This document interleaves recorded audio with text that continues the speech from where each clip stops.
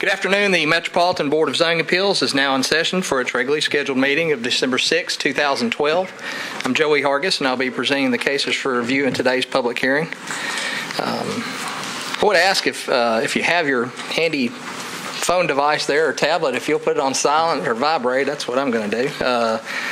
You may not have very good reception in this room anyway, but we'd appreciate it if you would turn it off or put it on silent so as not to disrupt today's proceedings.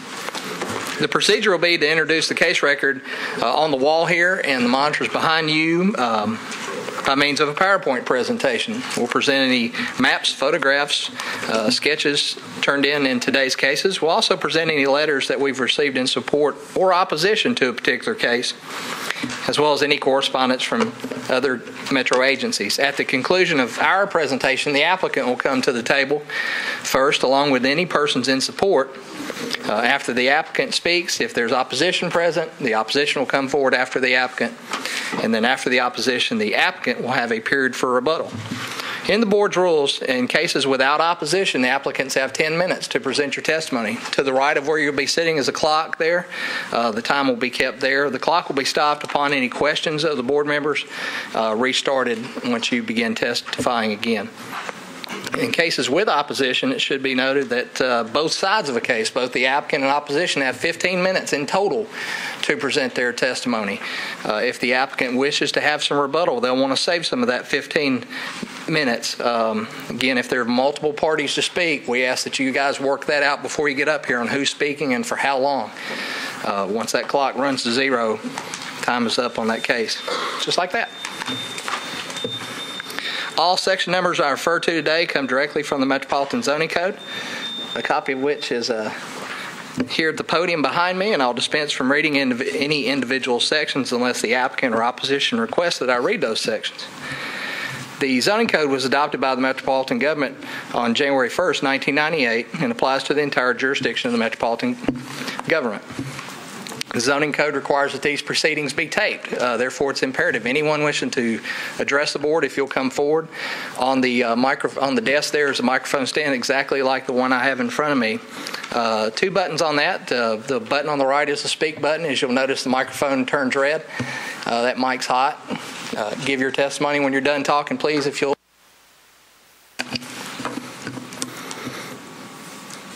Should be noted that it's found as anyone's presented false or misleading testimony to this board that may have affected this board's decision, the board's approval may be revoked at a later date by means of a show cause hearing. The board will go through all cases set for public hearing today, and after each case, the board will discuss and then vote on that case before you. The board's vested with the power to act on the cases today as outlined in Section 1740-180 of the Metro Code of Law. The code also requires that 4 members of the 7-member board be present to constitute a quorum. The code requires we have all 7 members present today. You also must have 4 of these 7 members' votes to grant your application. Failure to receive 4 votes today, in the event that I have only 4 members hearing the case, your case is automatically set for a new public hearing at the next available public hearing cycle. In the event that 5 or more hear it and we don't get to 4 votes, your case will stay on our agenda for the next 30 days. If after that none of the members who participated change their vote, or any of the members that did not participate in the case do not become eligible, your case will be deemed denied after 30 days by operation of law. The applicant or any aggrieved property owner may appeal this board's decision to Chancery or Circuit Court within 60 days of today's hearing. Further, any applicant or aggrieved property owner may request a rehearing for this board within that same 60-day period, but once that 60 days has elapsed, the board's decision is final and no further action may be taken. If you're an applicant and your case is granted today, it is necessary for you to come and pick up the permit for which you've applied in a codes office.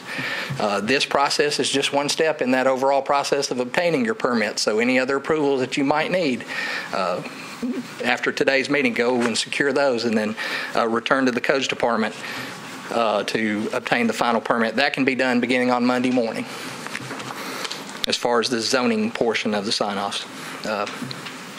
Should be noted you've got 2 years to pick up the permit for which you applied. So if you're granted relief here today and you've got 2 years to come and pick up that permit for this approval to remain valid. If you by chance forget and go 2 years and 1 day, you will have to refile and come back to this board and seek approval at that time.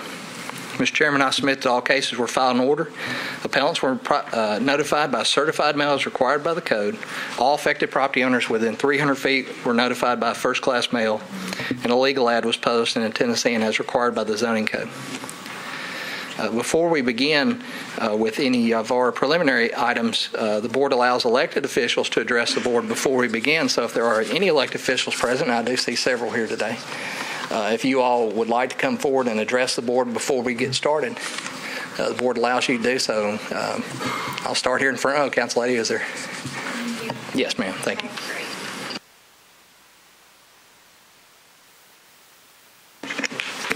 Thank you so much for the opportunity to be here before you, and thank you for your service. My name is Council Lady Karen Bennett. I represent portions of Englewood, Maplewood, Graymar, and Madison.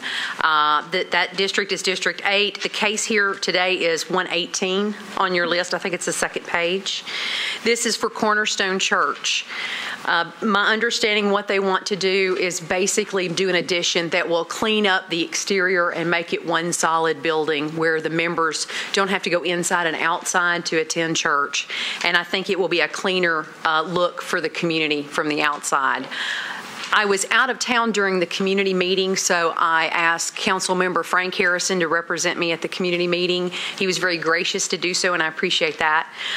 The only complaints that I've either heard prior to or from that meeting was blasting issues. The church has committed to not blast on this project and to only use ground removal type of equipment where it won't be a problem for the community. One of the adjoining neighbors has a swimming pool, and she and her husband were very concerned about that, and they have been reassured about that. I have not had any negative contacts from any of the community. I've had pretty positive response. So I do ask for your approval. Thank you. Thank you. Any other elected officials here wish to address the board? Councilman Becker, if you'll come forward. Good evening, ladies and gentlemen, members of the board. I'm here to represent Miss Melissa Duke at 512 East Bend Drive, case number 117.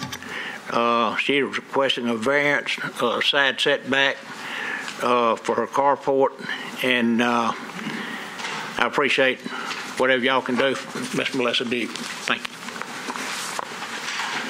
Thank you. Any other elected official? Councilman.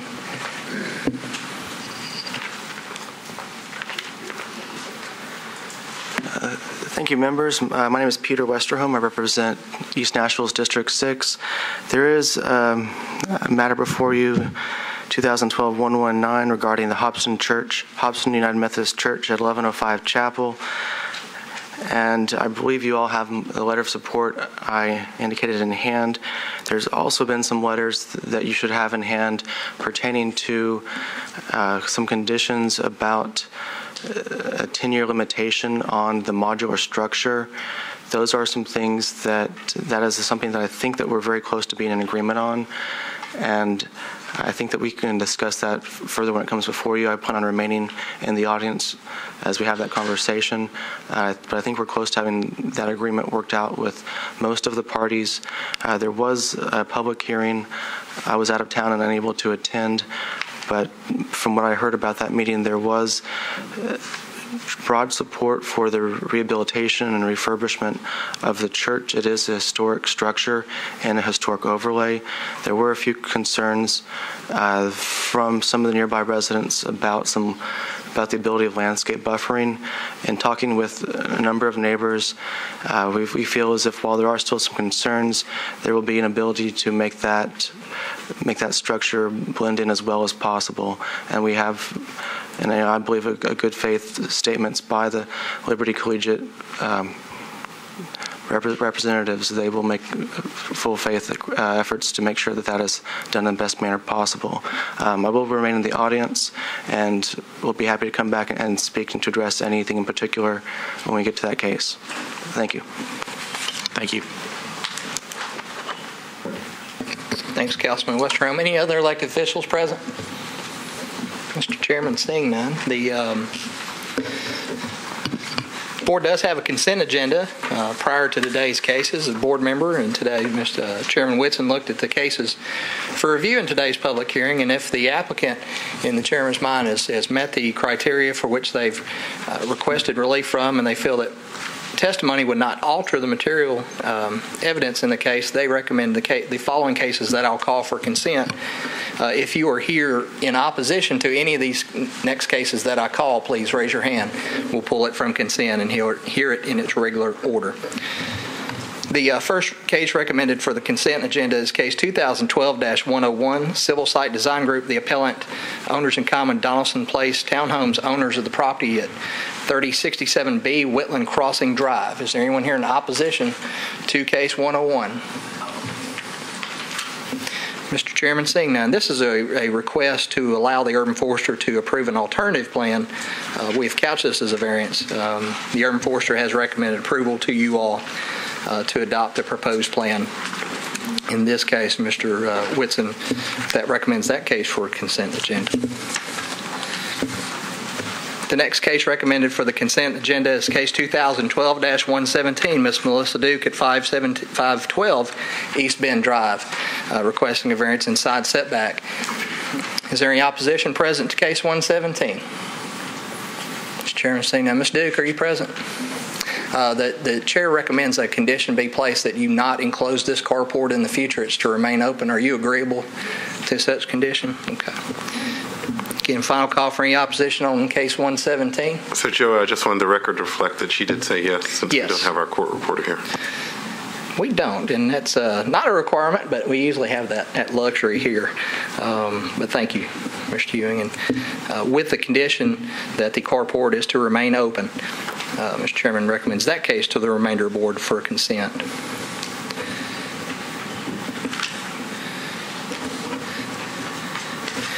The next case recommended for consent is case 2012-118, Cornerstone Church, requesting a special exception in the RS-10 district to construct a 75,185 square foot addition to Cornerstone Church. Is there anyone here in opposition to case 118?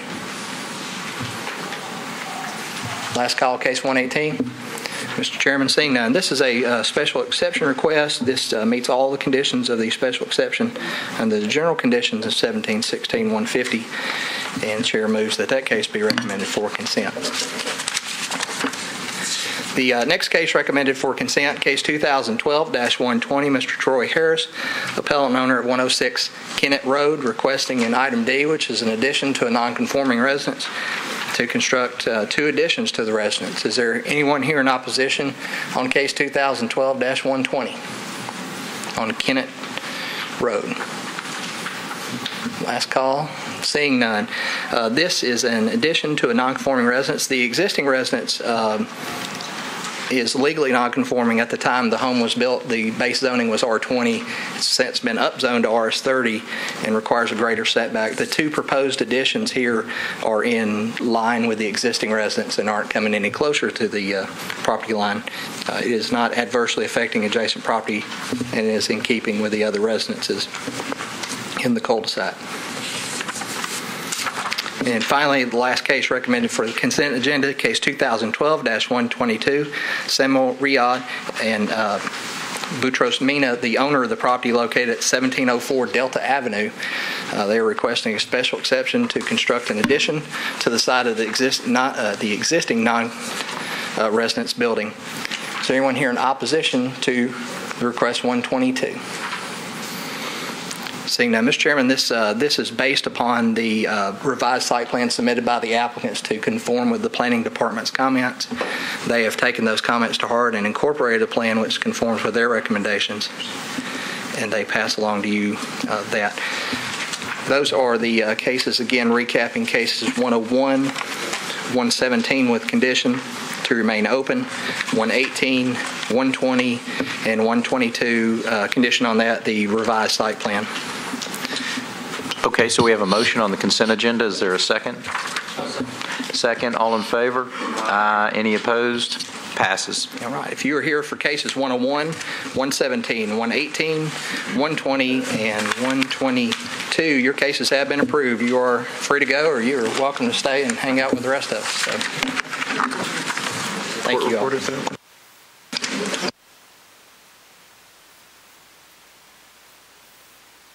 No one ever says, yeah, I'll stay and not leave.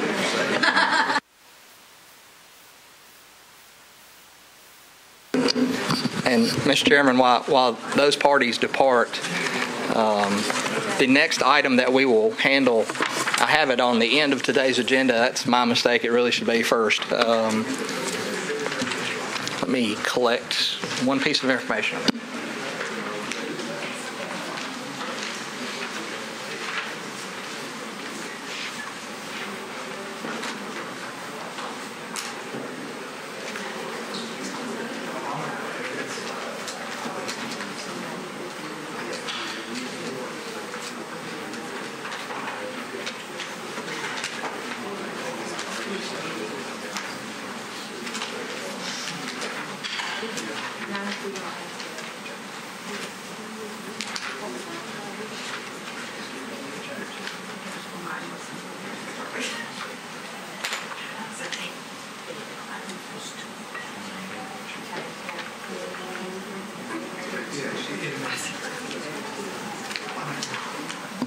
Okay, we'll put that up on the screen so I can see what's going on there. We do have a case on our agenda today that is tied up on votes. At the last hearing,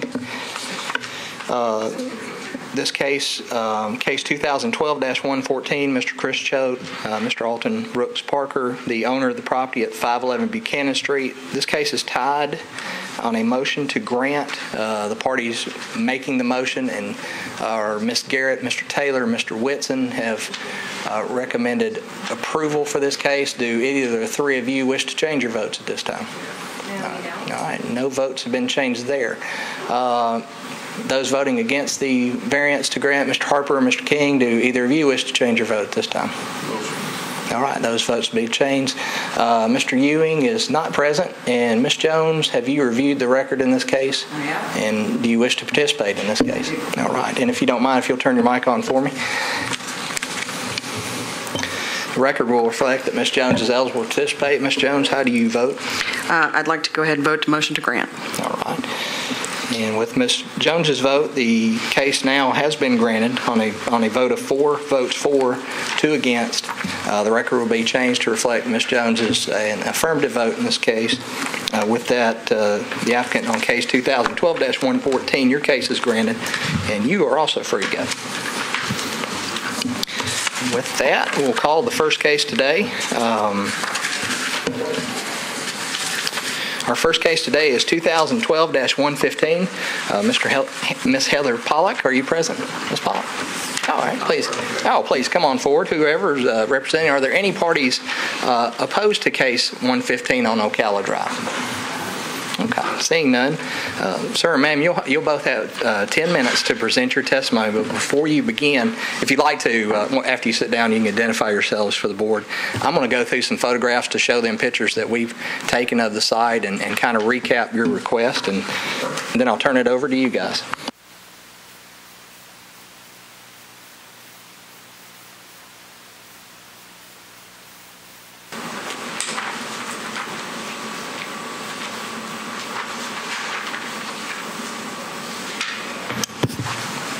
Okay, the subject property is located on the north margin of Ocala Drive. It's just east of Nolensville Pike. You see here the property bound in red on the map is in the R10 zone district.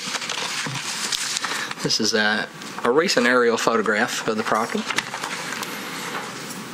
Recent, by that I mean February of 2011, I believe is the date on these now.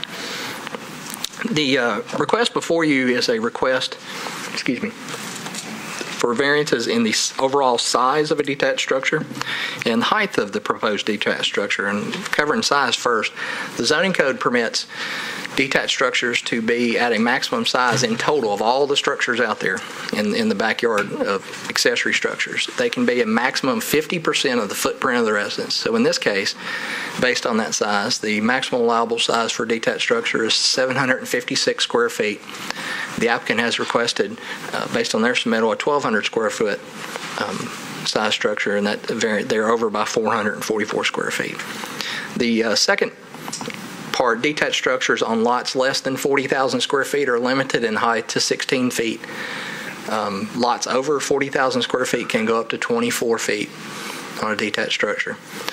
They're proposing 20 feet. This is looking at the subject site on my visit to the property, the adjoining properties to either side. And then looking back toward the general location of the site plan, I did not go in the yard. I followed that warning to its fullest extent. That dog was not happy to see me present there, so I have no photographs from where exactly the site would be. But it will be in the backyard, and I'm going to refer back to the site plan. In this site plan, the driveway is just to the right of the home. You saw the vehicles parked right in this general area where my cursor is. And those photographs are shooting right off the back of the house there. Also, to revert back to the site plan, the proposed structure approximately in this location here.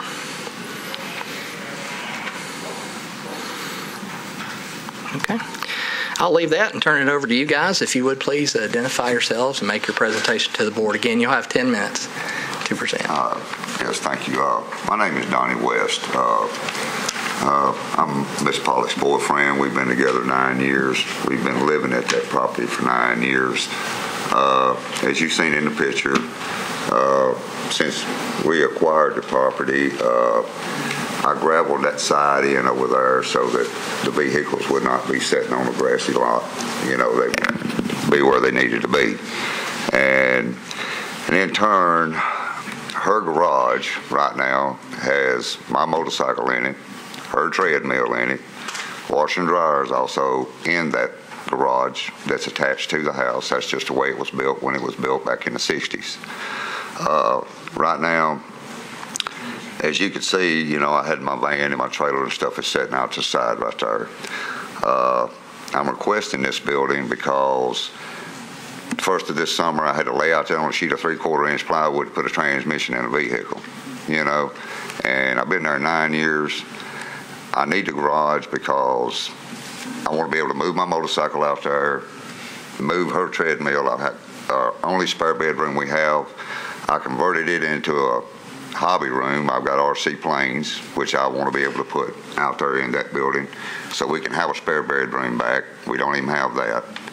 And, you know, and I want the building to be as big as it is because, you know, when you got a $30,000 motorcycle sitting here and I got a vehicle in here, I don't want to take the chance of walking down beside that motorcycle and putting a scratch on it or a scratch on a vehicle and be able to have room because, as everybody knows, you know, I've got cutting torches and welders and, you know, and air compressors, and every time you put something on a floor space where you're closing down the room that you actually have to work in. And the reason I'm asking for 20 foot to the peak is because I want to be able to go in underneath my workbench area and put a loft there, and when in turn I'm going to take the RC planes, and that's where I'm going to put them, is up in that loft area up there, so I can make that my hobby room up there in order to be able to go up there and work, you know. And of course this time of the year, you know, it gets dark at 4 o'clock, and I got things that I could be doing as far as working on my vehicle or whatever, you know, but I've got no place to put nothing, and I've got a lawnmower sitting outside that's covered up with a tarp. I've got a gasoline air compressor sitting outside that's covered up with a tarp. I've got a 1963 Scotty travel trailer that if you open the door, stuff falls out because I've got rakes and shovels and, you know, welders in there and everything because I just don't have any room to put anything. And we're not planning on going nowhere. We've been there 9 years. Kids is all grown and gone now. The youngest one just joined the Air Force. He's going to be coming in, you know, and when he comes in, we would like him to have a room to be able to stay in whenever he comes in, you know.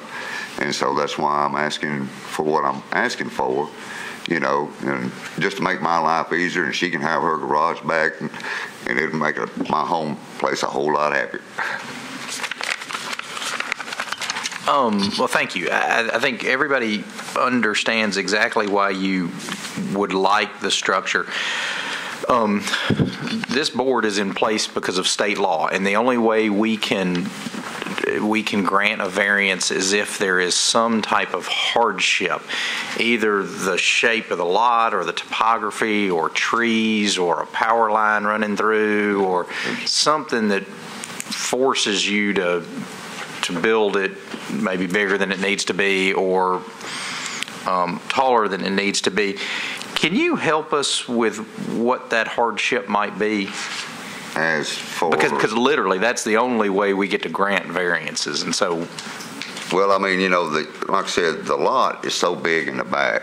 You know what I'm saying? It likes like 2 or 3/10 of an acre, being an acre of land. Mm-hmm. And the house sitting as close as it is to the road, I have no big trees back there. I have plenty of room, And when I talked to them at the planning commission over there, they said, well, you could build this, but you got to put an 8-foot attachment to the side of the house.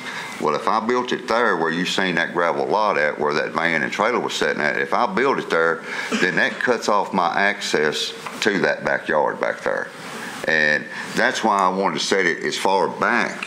If you'll see on this one piece of paper, that's why I'm putting it as far back as I am back there, because I have plenty of room back there, and that don't cut me off from being able to get into the backyard, because over into the very far corner on the other side, a lot of times I have a garden back there every summer, And if I move it up here beside the house, then that closes me off from being able to get in there, because on the other side of the property, next to Barbara right here, who lives on the west side of me over here, there's a huge cedar tree right there, and there's no way that I could put an easement, you know what I'm saying, have an access to be able to get in there to that backyard that way. So not to put words in your mouth, but it sounds like the odd shape of the lot and the tree to the left of the property, that if you put it where you legally could, you would cut off the back of your land. So it's kind of the odd shape of the lot and an existing tree.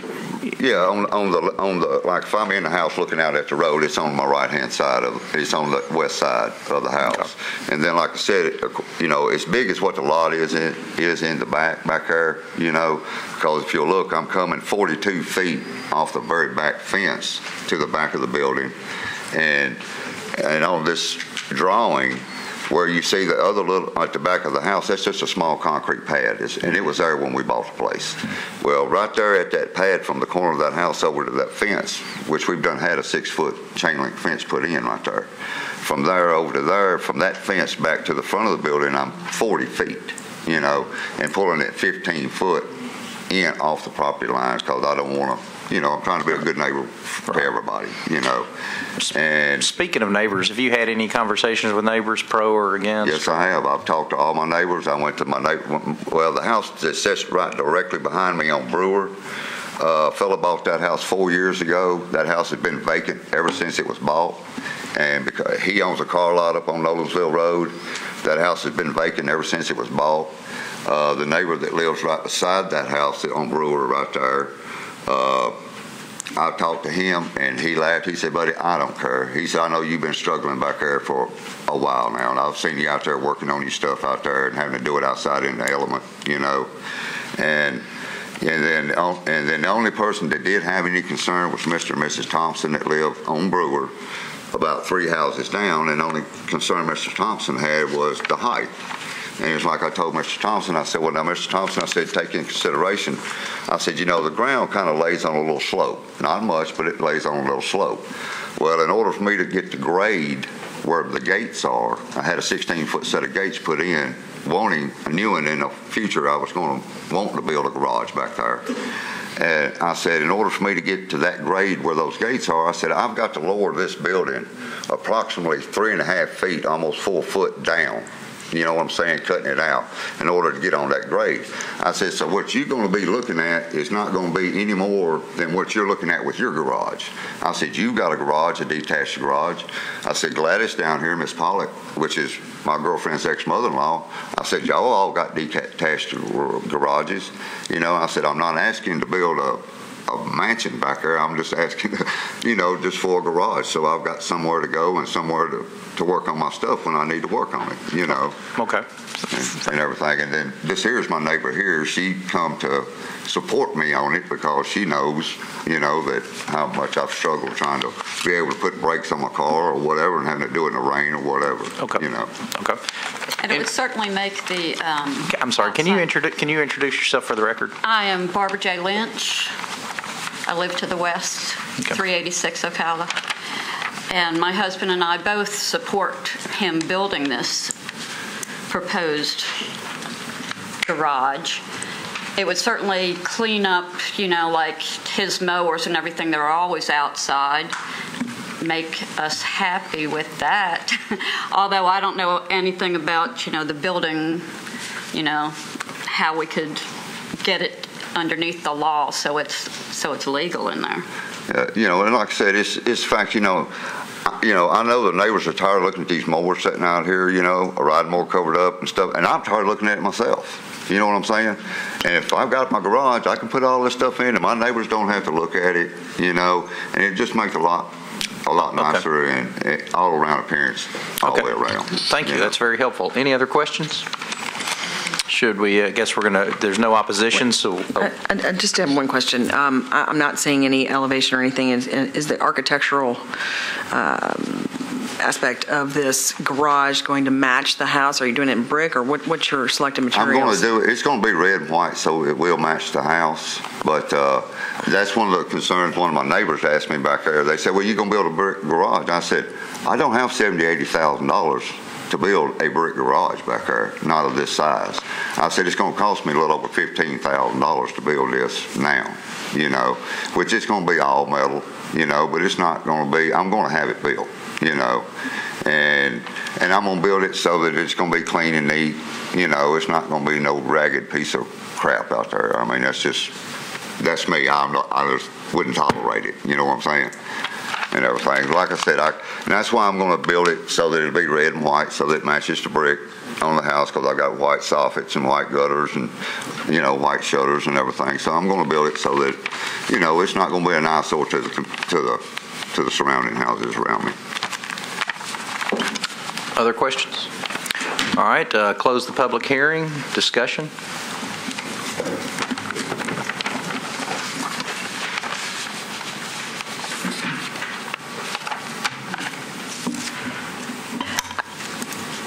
I think you did, Chris, I think you did a wonderful job trying to help with the hardship aspect of this. I'm struggling to find that even with your assistance that this is a real hardship. Just here to be helpful. I know.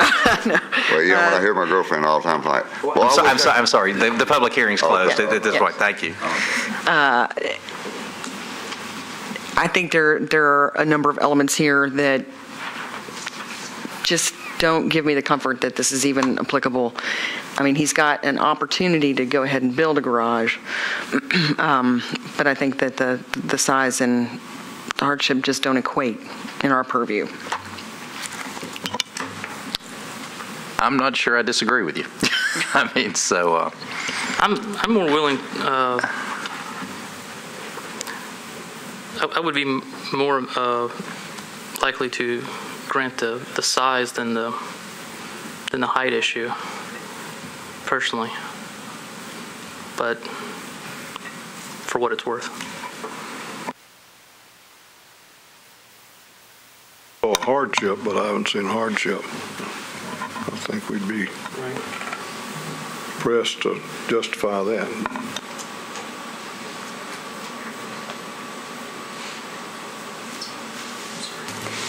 Well, let's talk about the tree in the backyard.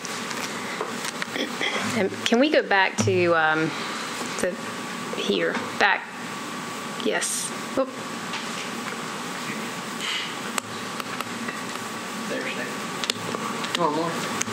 No, I wanted that one. she's hoping for, to see the tree. Well, the aerial will be good too. Let's look at the aerial. There you go.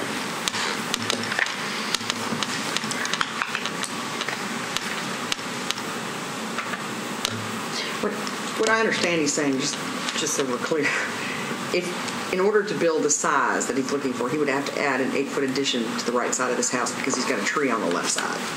But in order to be able to access the backyard, he still needs to have an access route, which he wouldn't if he built an 8-foot addition.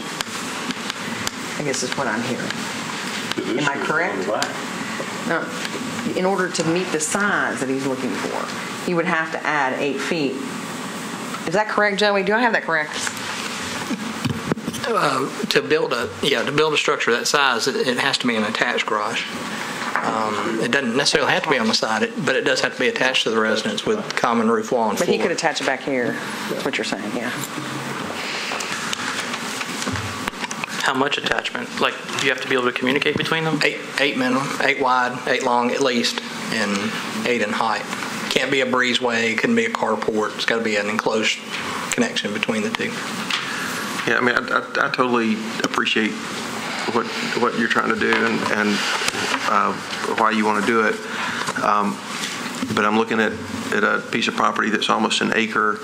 I don't see any trees in the back that would keep you from, building storage units or adding onto the back of the property to create a storage facility. I don't have I agree with David Harper. I don't have as much concern about the size of the space that you're building because of the large plot of land that you have, as much as I am about the height. And the height does concern me a lot, especially since it seems like it would dominate a lot of the houses in the neighborhood. It seems like they're all one-story houses, and a 20-foot building is a pretty large building in my mind. So, I would almost think it would be good to work with the folks in the codes department to talk through what it is that you're trying to accomplish and see if they have some creative ideas to help you achieve that. Because I'm having a tough time. I mean, I would love to see you get what you would like in terms of the ability to have a storage place and work on your vehicles, but I think that what's proposed, I'm having a tough time with. Is there a motion? I move we deny, so I don't have a cheat sheet. Yeah. Linda, where's your cheat sheet? I think you need the cheat sheet. Dick, are you trying to say that you would move that the board deny the variance because of the following requirements of MCL 1740-37 have not been met because there's no hardship? Exactly what I was trying to say. Okay, we've got a motion. Have we got a second? A second? Okay, so we've got a motion, a second. All in favor of the motion? Aye. And any opposed? Okay, unanimous. Yes, sir. Who's I'm sorry? Did I get it or did No, I'm sorry, you did not. But we're encouraging you to go talk to the codes department because we think there's a way to do it where you wouldn't need to ask for a variance at all. So the guys in the codes department are incredibly able. I talked to them this morning about it. And I talked to Byron Hall this morning about it because I was telling him about what y'all talking about, the 20-foot height. And it was like he said, the way we looked at that, the 20-foot, now that ground plate's for a little bit slant, Hey, sir, I hate. Okay, I understand. But we do encourage you to go talk to them because they could be helpful. Thank you. Mr. Chairman, who seconded the motion? I did. Okay, thank you. Okay, we'll call the next case. Next case is 2012-119 Liberty Collegiate is the appellant, Hobson Chapel Church, the owner of the property at 1105 Chapel Avenue. The applicants will come forward at this time. Any parties opposed to the case present? Okay, we do have folks here opposed. Each side will have 15 minutes. Let me go over everything first. The applicant's requesting a special exception for the land use and variances in side setback within the special exception and be sidewalks along Chapel Avenue. I believe all the sidewalks have been withdrawn. Okay. Members, for the record, and John, I apologize. I thought it was just along Greenwood. My apologies. Okay. So this request is amended to reflect a special exception and a variance in the side setback within that special exception in the R6 UZO and Neighborhood Conservation District to construct 11,880 square foot modular classroom for Liberty Collegiate, referred to the board under Section 17-16-040 and 172120 is no longer applicable. The applicant has alleged the board would have jurisdiction under section 1740, 180, items B and C. Let me go through the information that we have here. The subject property you see is located on the southeast intersection of Chapel and Greenwood Avenues. This is the property that you see here in red. It is in the R6 district.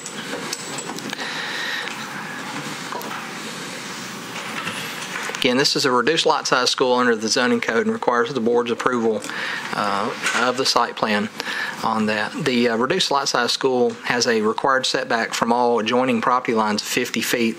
On the site plan on your screen, that is the dashed, black dashed line which you see running parallel with both of those two property lines. The proposed structure here at its closest point, it appears to be right in here along the southeastern part, would be approximately 12 feet from the property line.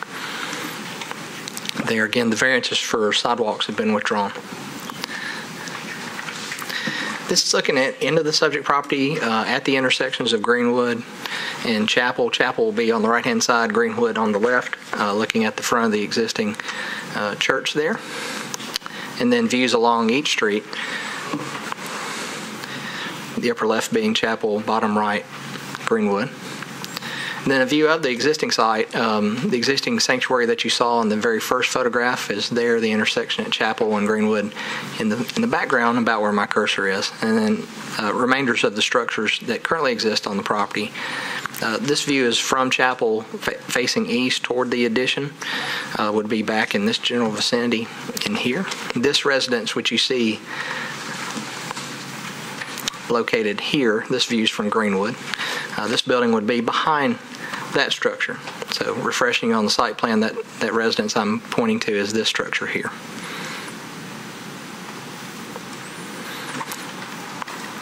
Then again, the approximate location thereof, and then adjoining properties to the east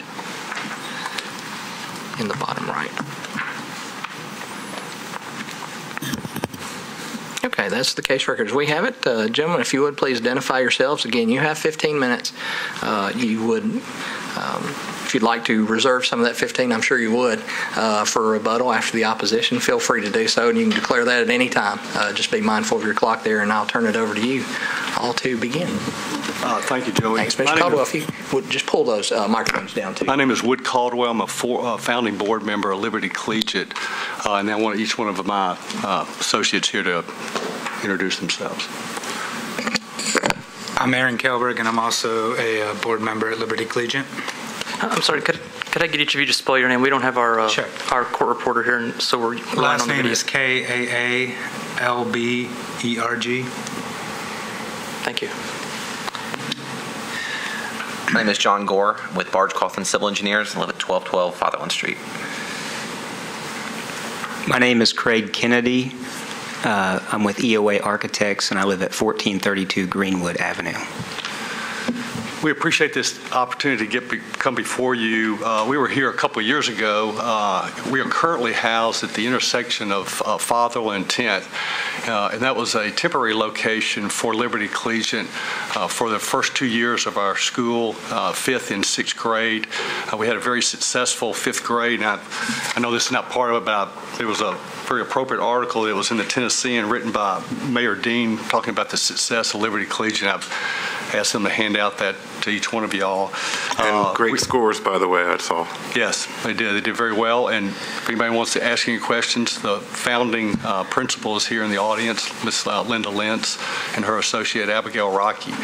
So we're here today to ask for these variances, and we're really excited about this location because this will become a permanent location for Liberty Collegiate in the East Nashville neighborhood, where we were assigned and authorized by the Metro Board of Education. So this will actually house 5th through 8th grade.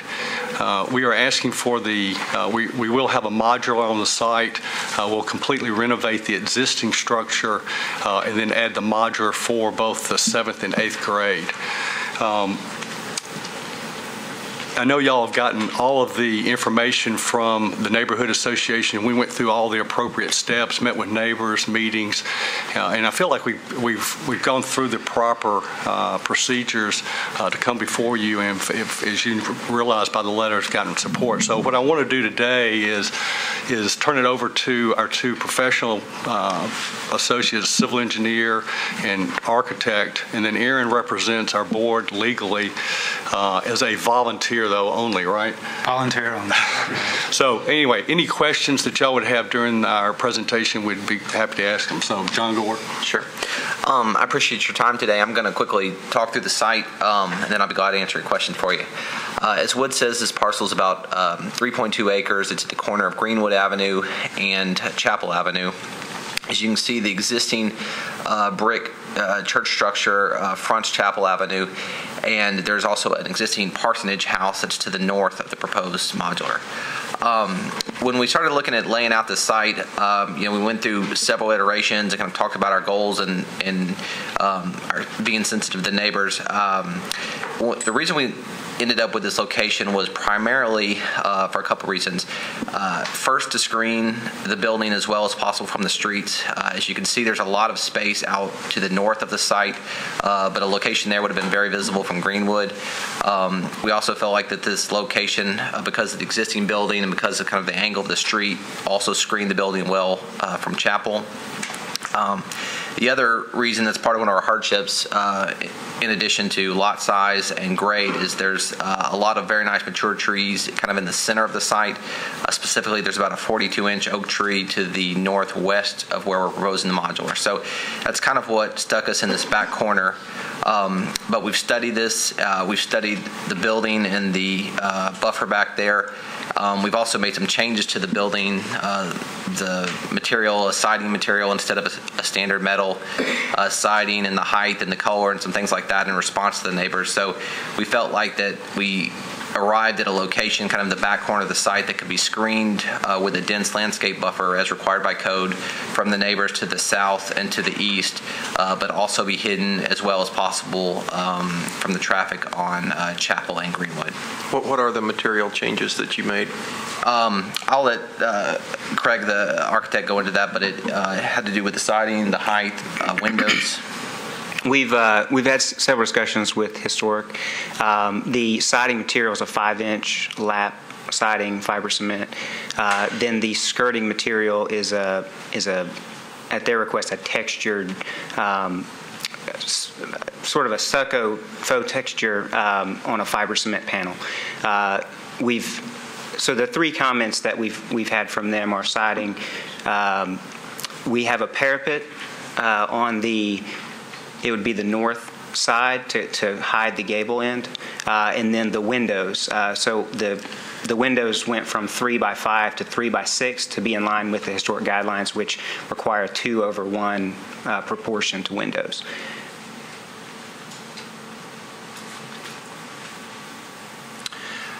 Like I said, we had a successful neighborhood meeting. Most of the comments were about the screening and the landscaping, which we felt like we had addressed.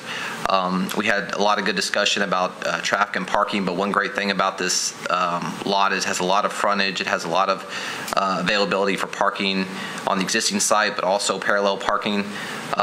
We had some good conversations with Metro Public Works, and currently both frontages on this site have what you consider head-in parking off the street, which Public Works doesn't really like anymore. They don't feel it's very safe. And so we've agreed with Public Works to amend both frontages and restripe those as parallel parking spaces to bring them into compliance, as well as adding the code required sidewalks. There's a very established network of sidewalks throughout this neighborhood. There's schools just to the east of here, but this particular parcel had a gap in the sidewalk network, so that's another advantage to be able to kind of connect that gap. So like I say, that's the site plan in general, and I'll be glad to answer any specific questions you have about it. And one other neighborhood concern that's been raised just in the last 24 hours, in talking to Catherine McTaname at Rediscover East, she expressed some concern about how long will this modular be there. And our present intent is hopefully just 3 to 5 years, and when we have the finances together, we'll be able to do an addition to the back of the building and have one contiguous building that will house all of our operations. And the modular is just that, temporary. And she asked for a commitment from us and for you all to add a condition, if you do approve it, that the modular will not be there for more than 10 years. And we're fine with that because our intent is to replace it as soon as we can. We also made that commitment to the Historic Commission in our application. So we understood their concerns as well. Questions?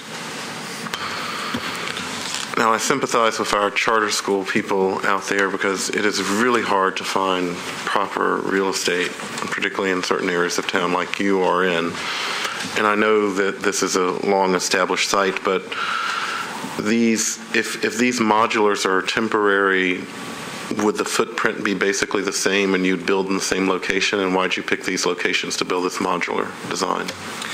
I think the intention is that when the permanent structure was built, that it would not be in this location, that it would be an addition to the existing building. We'd have to work closely with Historic and with the neighborhood, but there's area to the north of where we're proposing this building where it could be kind of joined to the existing building. So I think the intention is that a permanent structure would abut the future permanent structure would abut the existing historic church. But because of the nature of the module, we felt like that the neighborhood would rather it be more screened than perhaps a future brick building that matched the historic church.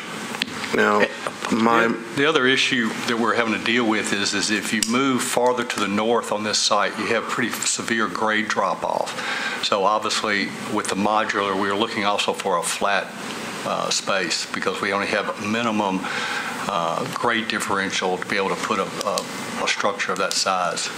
My other major concern is, as the historian on this board, in 1933, a very bad tornado ripped through East Nashville and blew a hole through Bailey Middle School, which is right down the street from you all. How does this modular hold up to things like tornadoes?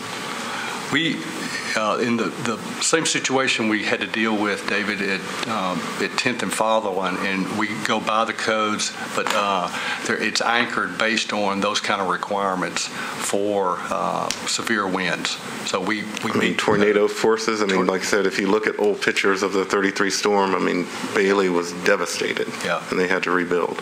I just know that we had to anchor it based on those requirements, based on the code's requirements for structural situations. So your current facility is over on Fatherland? Yes, sir. 10th and Fatherland. That's the one we heard appeal on that 2 years ago. That was the incubator, and they have to move out. So. What are the grades at that school now? Mr. King, that's 5th and 6th grade. And so we will be moving, we'll be bringing that 5th and 6th grade with us and then adding 7th and 8th. And this would then be a permanent location for Liberty Collegiate, which has really worked out well because it is right in the center of the area that we're drawing our students, of which you saw currently 83% are minority, 91% are economically disadvantaged kids. Are you bringing the modulars with you? Are you moving the modulars? No, those modulars are staying there. As y'all realize, that's a Metro-owned facility. The incubator, Tennessee Charter School incubator, is actually leasing that from Metro. They're turning around subleasing it to us. There will actually be a charter that will move, a new charter school that will move into that location. It will be K through 4. So you're growing from 5 and 6 to 5 through 8, am I correct? Yes, sir. I feel like we're incubating modular buildings all over East Nashville. Joey, just to go, I'm sorry, Dick, I didn't mean to cut you off. I saw the plan looked like that the modular may be in 2 sections. Is that to be one done now and one added later? What's that?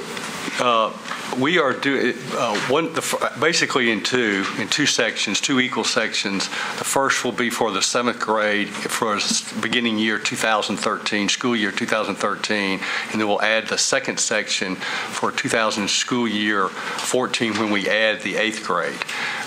We will go ahead and plant the screening and do all the buffering for the first year 2013. So they will all be in place for the entire structure as if it was there.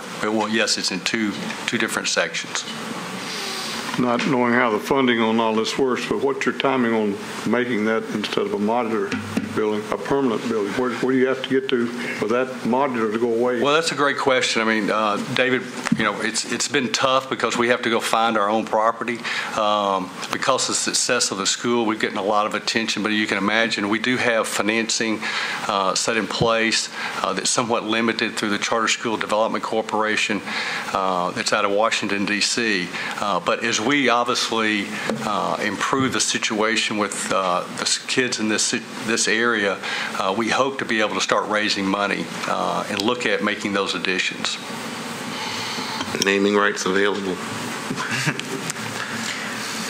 I guess I thought at the other school that was a temporary to grow into as funds increase or whatever. Well, that's a very temporary situation because it's only got a 7-year lease with Metro Davidson County. So at the end of that lease, then there's a decision whether Metro wants to continue to use that facility or lease it to the Tennessee Charter School Incubator and want to continue to use that. This is different. This is our permanent location.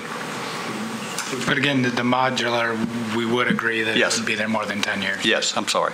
You would be purchasing this facility, is that right? Or yes, through our financing, yes, we will.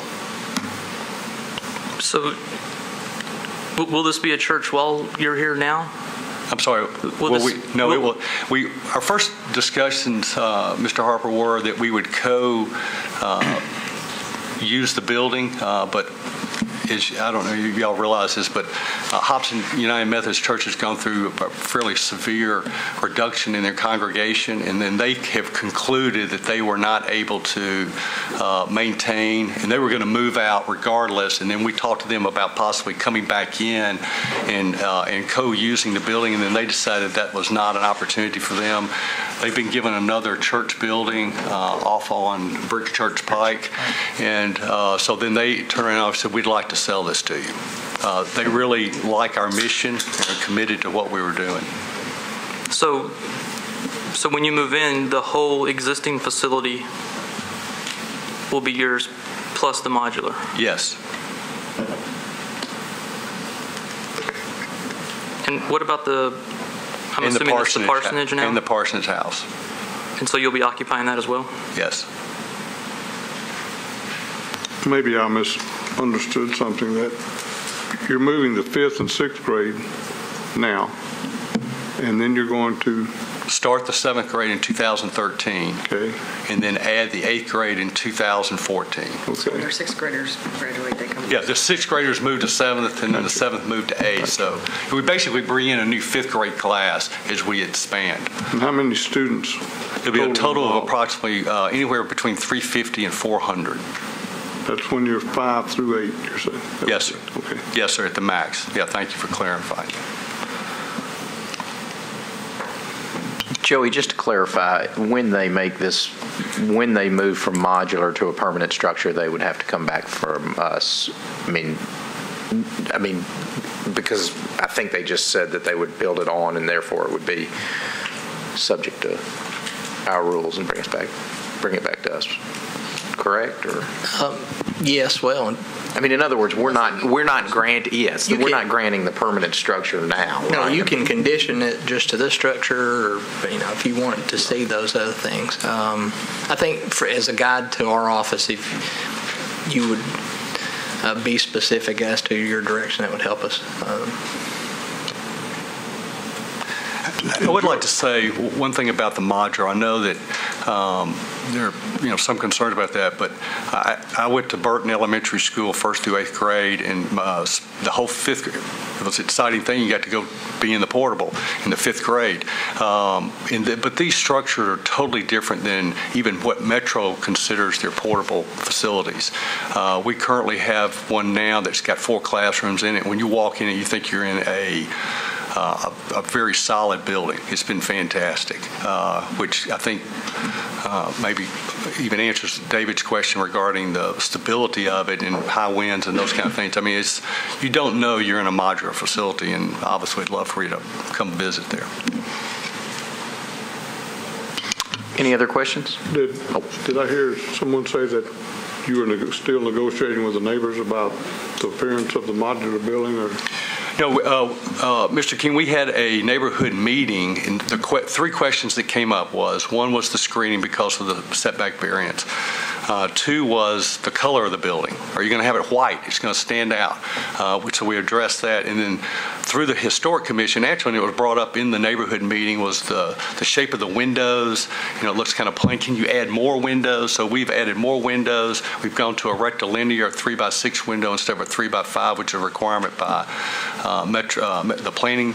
Historic Commission. And we've changed the color to a darker brown color to fit back in there. And then obviously provided a lot of landscape screening that we went into very detail about to meet that requirement. So those were 3 things that we heard from the neighbors. There was actually one gentleman who was most specific about that. So we tried to address those issues. I think there were, how many folks total there? 12 folks total, and that was the major concern. I think overall they were very excited about what we were doing with the church and restoring it. And since then, there's been a number of meetings of folks in the neighborhood without us, and that's resulted in the support of the Eastwood Neighborhood Association.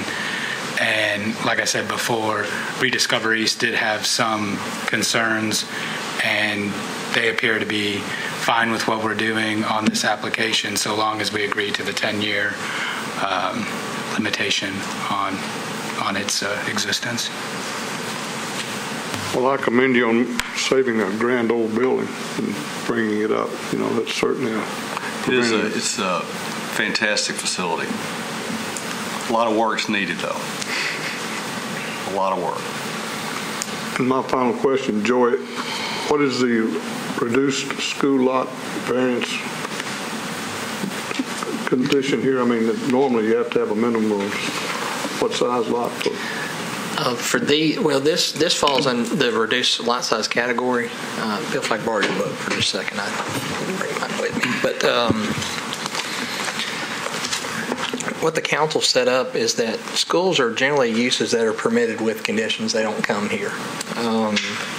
As a matter of course, reduced lot size, they actually wrote in the very first sentence that the Board of Zoning Appeals shall grant. Even though they put it in the permitted with conditions side, it really should be over in the special exception area. But reduced lot size talks about to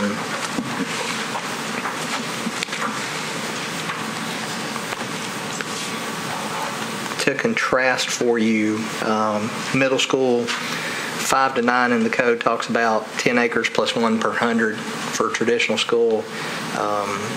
Reduced lot size school talks about minimum starting at 3 acres and then 1 acre for each 100 above that. So it's a much smaller footprint. And the idea the school is giving up interscholastic activities. We're not playing ball games out here, those types of things. Playgrounds are still permitted.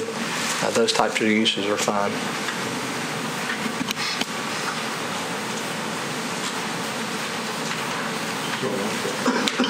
Any other questions? Okay, we'll close the public hearing. Discussion. Opposition. Oh, we have opposition. Oh, Yes. I'm sorry. Yes. No. Oh, whoa.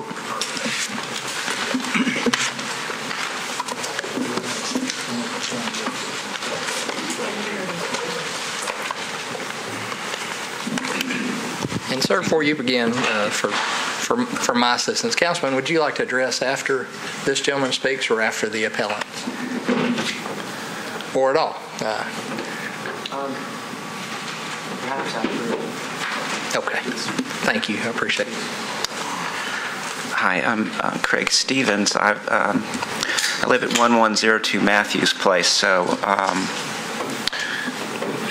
basically to the right of the structure, my backyard and all the neighbors on Matthews Place. The proposed portable building would be right up against our backyards. And I am pleased and in support of the money that they wish to put into the school, the refurbishing of the church. I was pleased to hear that they have made some design changes to the industrial portable building there, that they've put bigger windows in it, that it doesn't have to be white, that it will have siding. I'm not certain that it's 12 feet from my property. I believe there's a 10-foot easement in my backyard. So I guess that what they're proposing is that it's 2 feet from that easement. But I think it would be 2 feet from what I've considered the property line. I'm not certain. Perhaps they could answer if that shrubbery area there is 12 feet in width. That this would make it a little easier that it wasn't right up against the property line. I'm pleased to see that now that 3 to 5 years or 10. I really don't see the hardship here in that they want to put it up against our backyards. On the front part here, there are 4 or 5 Habitat for Humanity houses there. It would be very close to their property lines as well. What I would, if it's just going to be there for 3 to 5 years, I don't see the hardship. I don't know why they can't put it in back of the church building, parallel back there. There's not so much of a slope back there. I was pleased to see that they have an intention of building something that they don't feel a need to try to hide with a screening.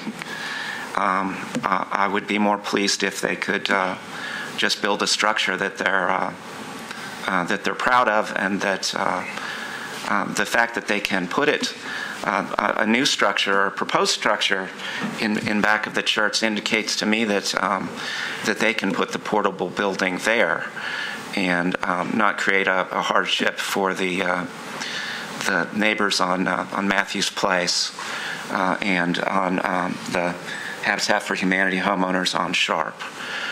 The last time I talked to the historic people, there wasn't an application. I guess I talked to them on Friday, so I guess the application has come in this week. I would say also that this process could have worked a lot better if they'd made a presentation to the Eastward Neighbors Association, so that we got one letter from the zoning appeal, and then maybe a week later we got a letter that there would be a meeting at the Hobson Church. It was all right around the holiday, so I was able to attend. I did talk with some neighbors who didn't seem to get this letter or notice this letter. I mean, in all their activities.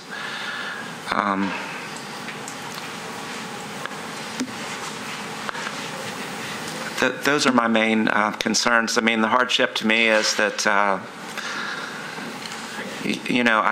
sit out on my back deck. I watch the sunset come down through those trees, and they want to put an 11,000 square foot building, in my mind, a couple feet from the property line when you consider the easement. So. That's all that I would have to say. I'm sorry, could you, which property was yours? I'm at 1102 Matthews Place. I wish you had one of those aerial drawings. 1102? 1102 Matthews Place. Okay, thank you. Yeah.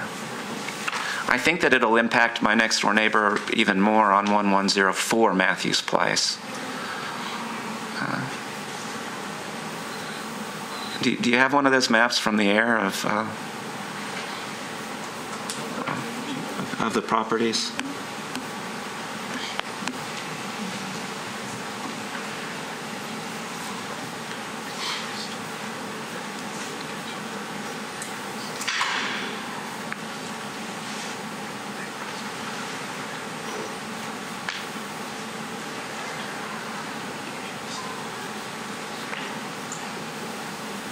For those of you watching at home, all this is available on Nashville.gov. It takes a lot longer when you don't have your own Metro Maps.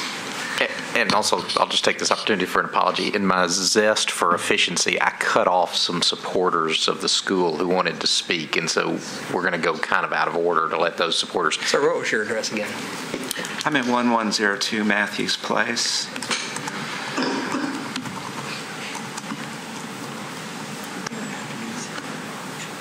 I hope I've made it clear that I'm not opposing all of it. I'm pleased that they want to come in. It's a beautiful old building. I'm pleased that they want to put some money into it. I'm concerned about it being what would happen to it if a school doesn't come in. What would happen to this this nice old building?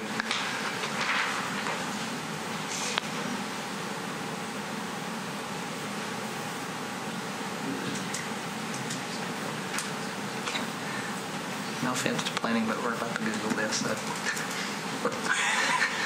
I'm cheating, please. There we go.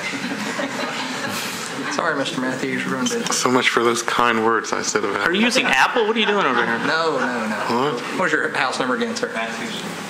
It's directly below 1104 on our site plan. Yeah, it's on the site plan, Joe. I'd be glad to point it out. Would you? Thanks, John.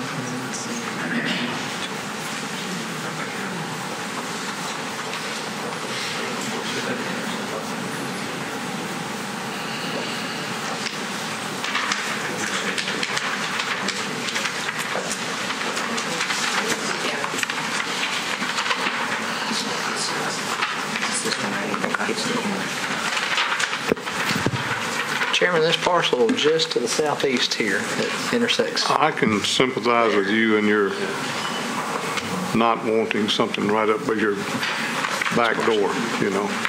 And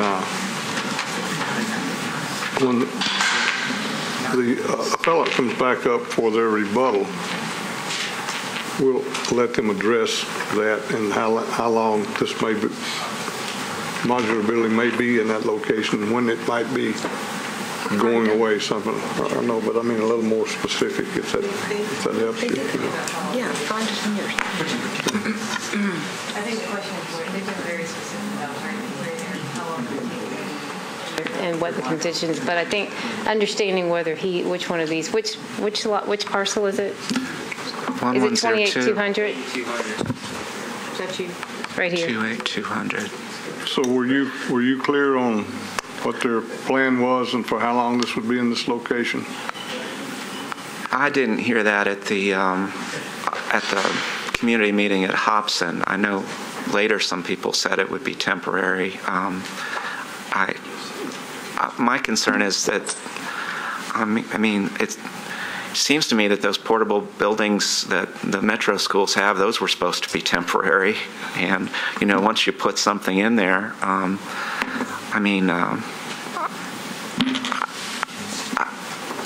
I'd be more comfortable knowing they were truly temporary, and this is the first that I heard 3.5 to 5 years, and now I'm hearing 10. How about put it? Well, according to them, somewhere else. It sounds like they agreed with Rediscover East that 10 would be the maximum amount, but they're hopeful that within 3 to 5 years they will be able to find the resources to get rid of them. I think in the line of understanding the process of building this addition and to your point of where it would be located on this property, it's important to understand that they need to be able to operate while they're doing construction on the new addition, right?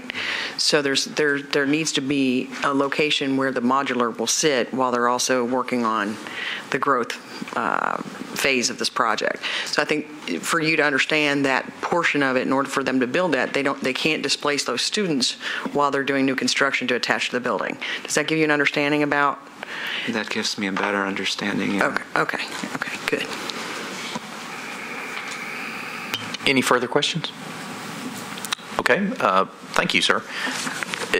Now, hold on. I think, why don't we, because it was my bad, let's let the supporters speak now, which I know is out of order, but that's my fault. Thank you all. My name is Aaron Dieterwolf, DETER-WOLF. I live at 1108 Chapel Avenue, which is number 7100 on the plan map there.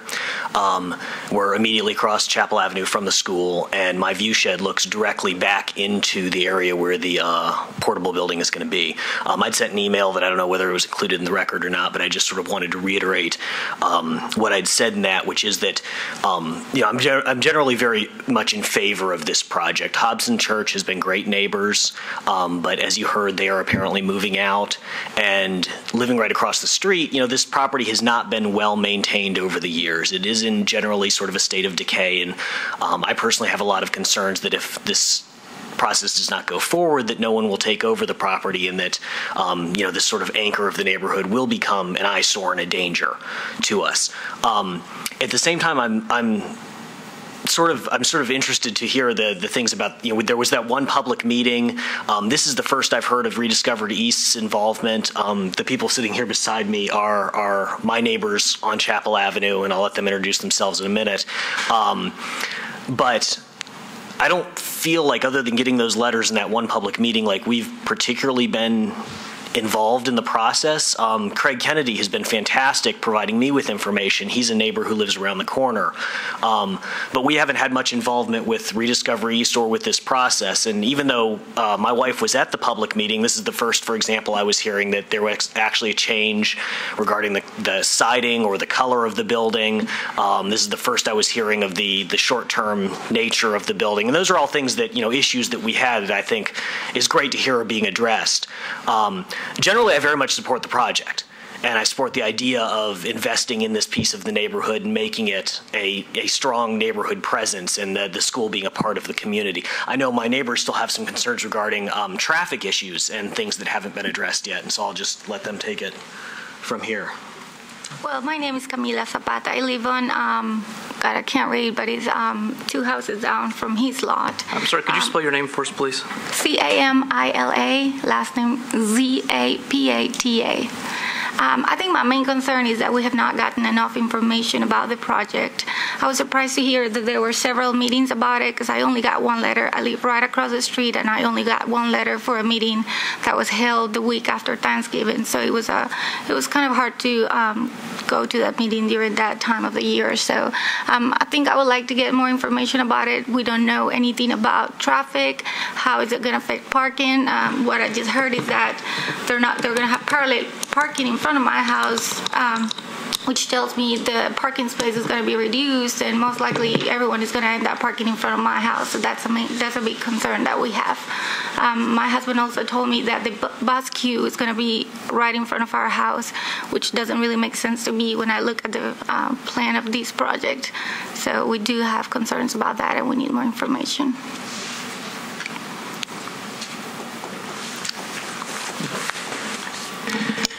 And my name is Stacy Calton, and I live at 1116 Chapel Avenue, which is also directly next to her and right across from the school or in the church existing. We have had a good relationship with Hobson Methodist Church. There have been some issues with AA meetings, some concern with quiet hours, stuff of that nature. I don't think that'll be an issue necessarily with the school, and I speak from experience because I am also a middle school principal. And I also know about the logistics, though. For 300 some students being projected here, this is a very small area. And for that to be started at that process with a small area looking for growth, I don't know where they're going to go from there unless they look at another location. I'm very concerned about busing. I'm concerned about, it sounds like most of their kids are not going to be in the area. Most of their kids are going to be bused there. So therefore, that's a logistical nightmare for those who park there, those who live there. Buses going in and out. In front of our property is what is proposed, I guess, for this bus zone. And so we have some concerns about that. And again, I don't think that they came to the community enough to talk to us about that to give us those specifics. Again, as the gentleman earlier had mentioned, it was done during a holiday season, and several of us were out of town at the time when it was held. So that was some of our concerns. Board members, my name is Brett Withers. That's W-I-T-H-E-R-S. I'm the president of the Eastwood Neighborhood Association. I'd like to thank everyone for coming out and giving your input on this. I definitely appreciate people's feedback that information seems to be evolving. And it is evolving, and actually, to me, that is a sign of comfort. Eastwood Neighbors, as a neighborhood, we meet every 2 months, and we had a meeting in October, and our next meeting is actually next week. It was not possible to get this particular discussion scheduled during one of our regular meetings, and it was, pardon me, it was not arranged to have a particular Eastwood specific called meeting for that purpose. However, I do know that Liberty did send out a mailing to nearby neighbors, and Eastwood at least got it on our Facebook page, although it was short notice. But I do apologize very much for that lack in communication. I have had an opportunity to review the plans with our board members of Eastwood Neighbors. Our board members are all in support of this proposal, particularly as a viable solution for sustaining a historic building. We have another property down the street, which used to be a Church of Christ, and was converted to East Academy, which was a very successful school as well. So we feel like, as a board, we feel that our neighborhood can work through some of the traffic issues that might come up, and we hope that there'll be an ongoing dialogue, and definitely please, we'll put this on our agenda and have more conversations as details unfold. Rediscover East has been talking with myself and others recently, and we all agreed that placing a limit on the modulars was something that sort of protected both sides. We didn't want to be stuck with a modular forever, and I think a 10-year time frame we thought was very generous, and we're very pleased that Liberty has met us at that request. So again, I would just like to reiterate that. I apologize again for not having sufficient community meetings necessarily, but meetings were held, and we'll continue to have meetings to address concerns. And from myself as a board member of Eastwood Neighbors, we're very pleased that Liberty has worked to address the concerns of our neighbors. When was the community meeting held? It was held on Thursday, November 29th.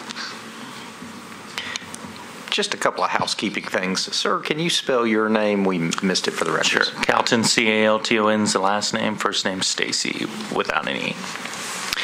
Okay, the other housekeeping matter, it was a little bit difficult to tell whether y'all were in support or opposition, so we're going to give the applicant their full amount of time. I mean, we're very glad to hear from you, but it's just tough to figure out who your time should come from. So anyway, applicant, you get your full time. Thank you all. Are there any other parties that have concerns or opposed to the case 119 who wish to speak? Rebuttal by the applicant.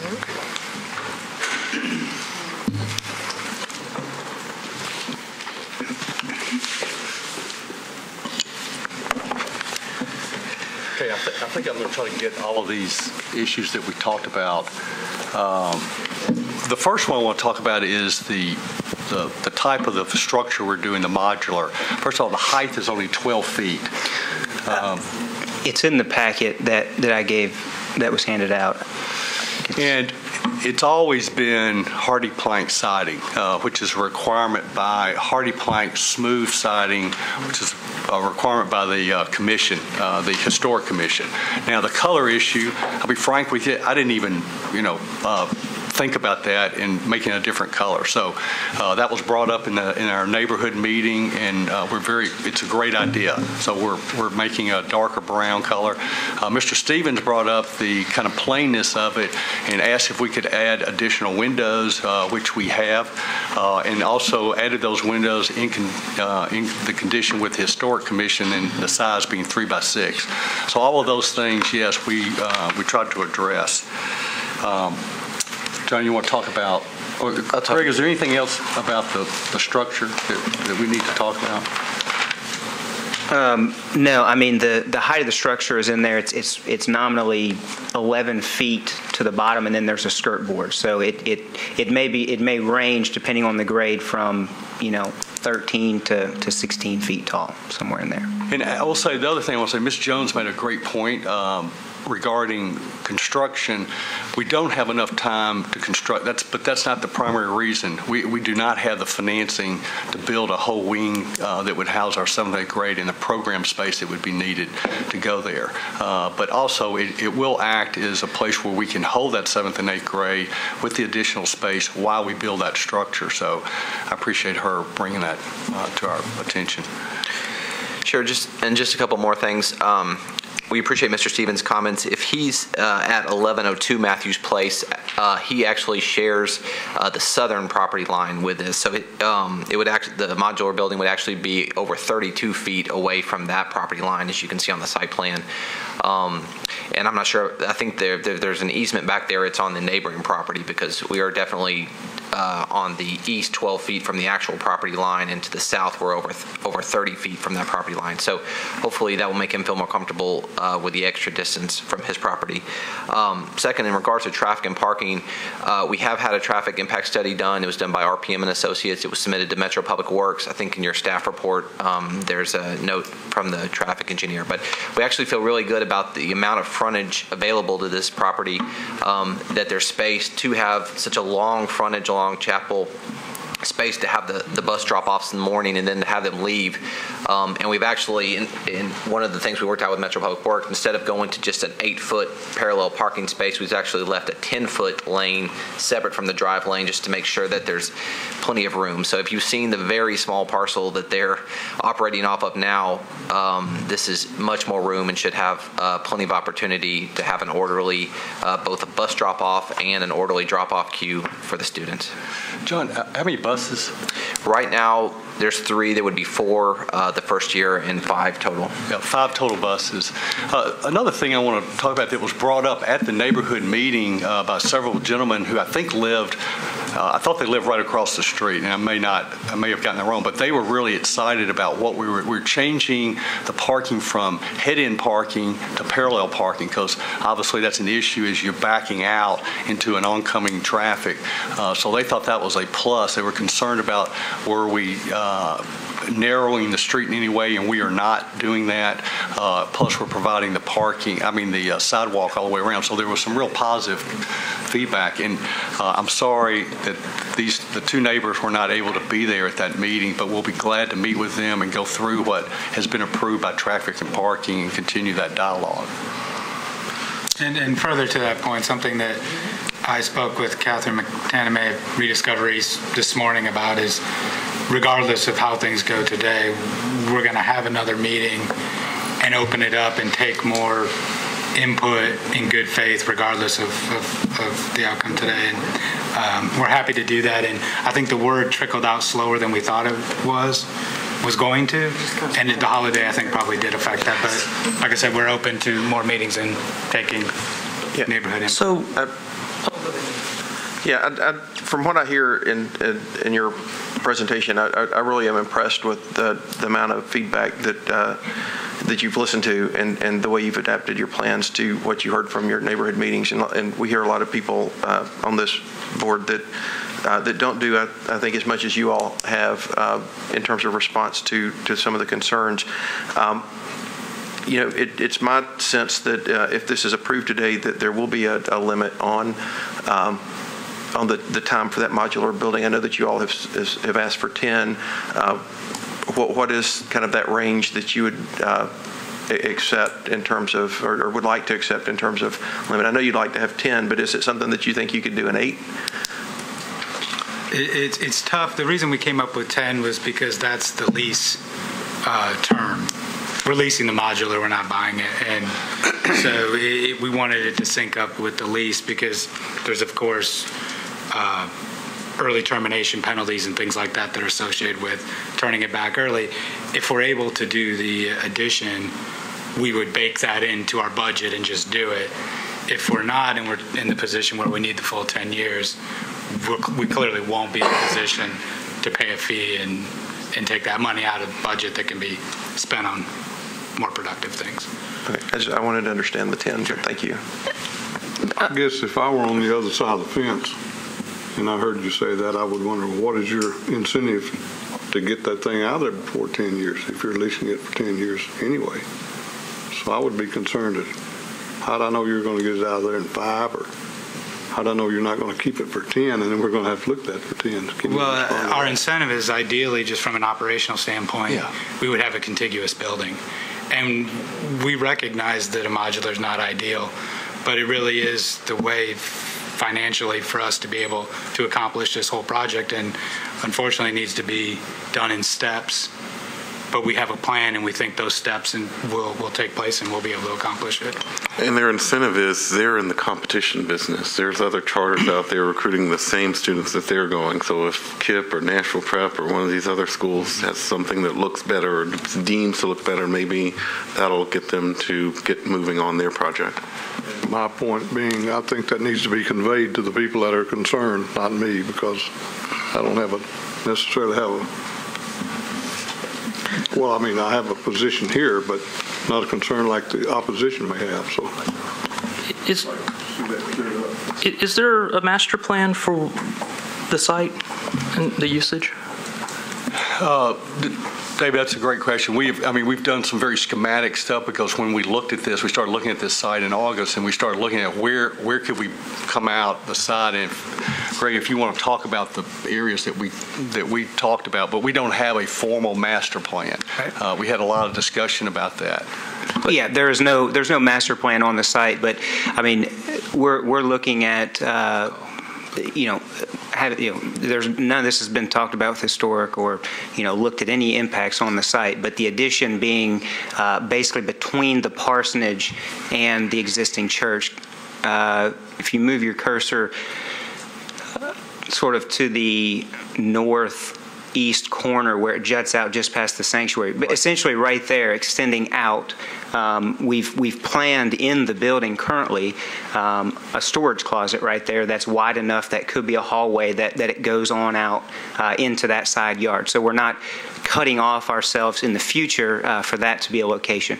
Now, outside of basically that kind of conversation and just kind of a rough sort of idea there, that's about the extent of how the planning has gone. But I mean, there's room out there to do something. It can be multi-stories there. Grade would allow that. Well, I guess what I'm having a hard time understanding is that, and maybe this has just been, maybe I've just inferred this and it hasn't been implied or said, but it seems like part of the idea is that the modular makes sense here, so that it's not in the way of the future addition, for staging, construction, and workflow and all that. But if there's no master plan, I don't really see how that can be used as an argument, because there seems to be a lot of empty acreage here that this could go on, and if it's just a temporary issue,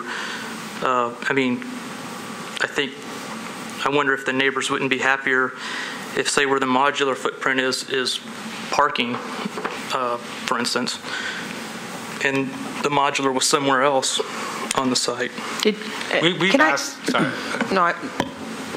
Go ahead. We've asked neighbors about that and taken that input, and also incorporated historic's input into this location. And as a general rule, or as a general sentiment, people want it to be as inconspicuous as we can. And so that location, except for the neighbors that it is directly adjacent to. The evergreen is hopefully going to mitigate a lot of the other When we were meeting with Historic, this is the location. I mean, we talked about possible locations. And I understand that Historic is quite the speed bump and the hurdle to get over sometime, but they certainly don't set policy for everybody, and we take their recommendations just as that, but we don't take them as directives. And the other thing I'm curious about is and this is why I ask about the church and you guys coexisting. I was under the impression, again, probably through my own fault, that you weren't going to cohabitate here with the church. So now I'm starting to wonder, you're talking about a school that's larger than Laughlin Design Center, and Laughlin, I mean, that street is a mess in the mornings, and I mean, it doesn't move. And they have internal traffic also diverting some portion of that. So I'm skeptical, first of all, as to why you haven't modified it. And it really bothers me that there's not a master plan, because you're asking us to consider a temporary situation that will make the future situation better, but no one seems to be offering the future situation, and it's a little cart and horse-ish, if you will. So I'm a little concerned about that, if you want to address that. I'll address a couple of those. I appreciate your comments. That's an interesting comparison to Laughlin. I think some of the biggest differences is Laughlin doesn't have any busing, so they have a lot more car drop-off than this school will have. Also, I think being on the corner, they are on a corner, but not on a corner of another collector. So I think having the second frontage will make this a lot smoother operation than what you're thinking of there. And as far as the placement, again, we were driven kind of to get it towards the back of the lot, but I think from our personal point of view, this building is not very tall. I mean, the height allowable for this zoning, for instance, is 20 feet, and that's what you might get if someone was building a garage or something. So we didn't feel like it was vertically stood out. What stands out to me is kind of the length of the building. But I think what you get from the properties in the rear is that they all kind of have 50-foot frontages, and they all have trees and fences back there. So you would not usually get the situation where they would see this long building from the property at the rear. But for instance, from the streets, they're much clearer and there's parking lots, so you would see this long stretch of a building. So I think our intention was not to hide it in that we think it's ugly or people will be offended by it, but we were trying to find a place where it would kind of, because of the other obstructions, the parsonage and the house and the landscaping, you wouldn't have the situation where you kind of saw this long expanse of buildings. So that's why we felt like that location achieved those goals. Did I recall you all testifying that there was a huge grade drop-off issue? Yes, ma'am. On the other side of the property? There's approximately 12 to 14 feet from this area. The length of this building has 2 or 3 feet of fall across it, but it really starts to drop down as you head north towards Greenwood, and there's about 12 to 14 feet more fall as soon as you start to get down towards Greenwood. So it really becomes prohibitive, and that's really, along with the trees, our main hardship, because it's very prohibitive to step. As we discussed a little bit, a future building with foundation walls and things like that can adjust to the grade a lot better, and that's why we foresee the future building coming off of the east of the existing building, but there's a lot more grade as soon as you get about mid-site down to Greenwood. Okay. I was going to say my second question, based on the fact, are you all trying to open up for school year next year? So it sounds to me like with the renovation of this significance and historical renovation period, you are almost on a fast track anyway. We are on a very fast track. That would be the first permit that gets pulled, is the historical renovation of the existing building. Okay. And just to confirm my understanding, the location of the modular building is based on your conversations with the Historic Zoning Commission. That's the plan. That's the plan that we showed for early October, when we kind of turned loose on this particular site. We went to them with an aerial and this location here shown. Actually, it was a little further north, about maybe 15 feet, but we pushed it back in order to save the drive that cuts through the site. There's a driveway that connects Chapel and Greenwood, and that was a preferred location. Any further questions, or should we bring the councilman up? Okay. Could we, thank you very much. Thank you. Could we hear from the councilman?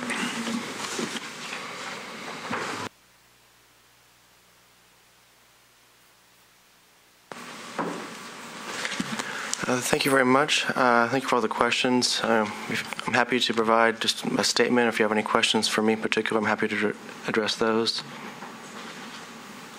Probably go with your statement, then we'll may have questions after that. Sure. I would, I think, just reiterate a lot of what has been said from Mr. Withers. The discussions that we've had with the representatives from Liberty Collegiate and with the neighborhood in trying to determine what is the best way to move forward to make this work. I think we've come down to a lot of areas of agreement and compromise, and there's been a lot of willingness in all parties to try to make this work. I think that we all share a strong interest in seeing this building preserved in the best manner possible.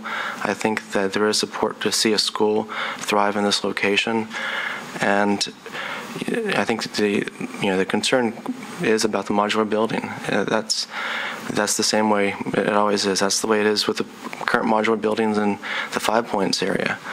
And I think that trying to work with Historic and with the representatives from Liberty to make sure those are installed and operate in a manner that has the best aesthetic impact on the community is where we've arrived at this point with the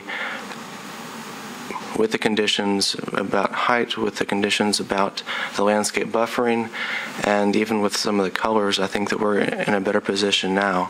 I am supportive of and would urge the board to apply the 10-year provision. I think that we certainly want to help Liberty Collegiate succeed, but we don't want that the modular component to be something that we fear is going to remain in the neighborhood beyond that 10-year period. And I think that the incentives that have been discussed on all parties make sense. So with that, I would just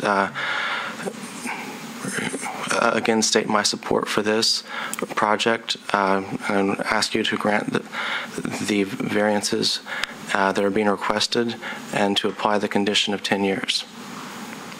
I'm happy to answer any questions. I do have one question. Yes. Did you have an opportunity to meet with the neighbors around this during this one particular meeting after the one that was actually, the letter was sent after Thanksgiving? Were you present at that meeting? I was unable to attend the meeting. I did have a number of people I reached out to in the neighborhood before and after that meeting, and as it turned out, I was out of town at a conference during that time period. And unfortunately, the timing around the holidays, the timing of when all of this came together, it would have been better if it wasn't the way it was, but because of their need to begin the rehabilitation and start pulling those permits to work on the main structure in the upcoming school year, and the point at which they came to agreement for taking over that building, the window was unfortunately smaller than we would have preferred. And I would have certainly been at that meeting had I not had a previous obligation. But I did make a deliberate effort to reach out to people both before and after that meeting to get their feedback and try to make sure that any concerns or any questions that people had, for those who were at the meeting and for those who were not able to make the meeting, that those were brought up and discussed. Could I just, this may be totally inappropriate, but I'd just like to say that given whether we approve this or not, I think you have a really good bead on that neighborhood, and if this gets approved, and if it doesn't get approved, there's an opportunity, I think, for you to liaise with both the school as well as the neighbors in order to make this a more fruitful relationship. I think we all know that the neighborhood is a very tightly bound, close-knit group of people, and very vocal and extremely passionate about their neighborhood, and we all love that about that neighborhood. But I think in order to have a mediative approach with some folks that feel like they really didn't get their voice heard, it might be conducive to everybody if you helped kind of make that happen, because I think there's a fast track ability, and I don't see that there's probably any issue with the school and being able to do that, but I think your involvement might be more fruitful since you seem to be both in support but also listening to your neighbors' concerns.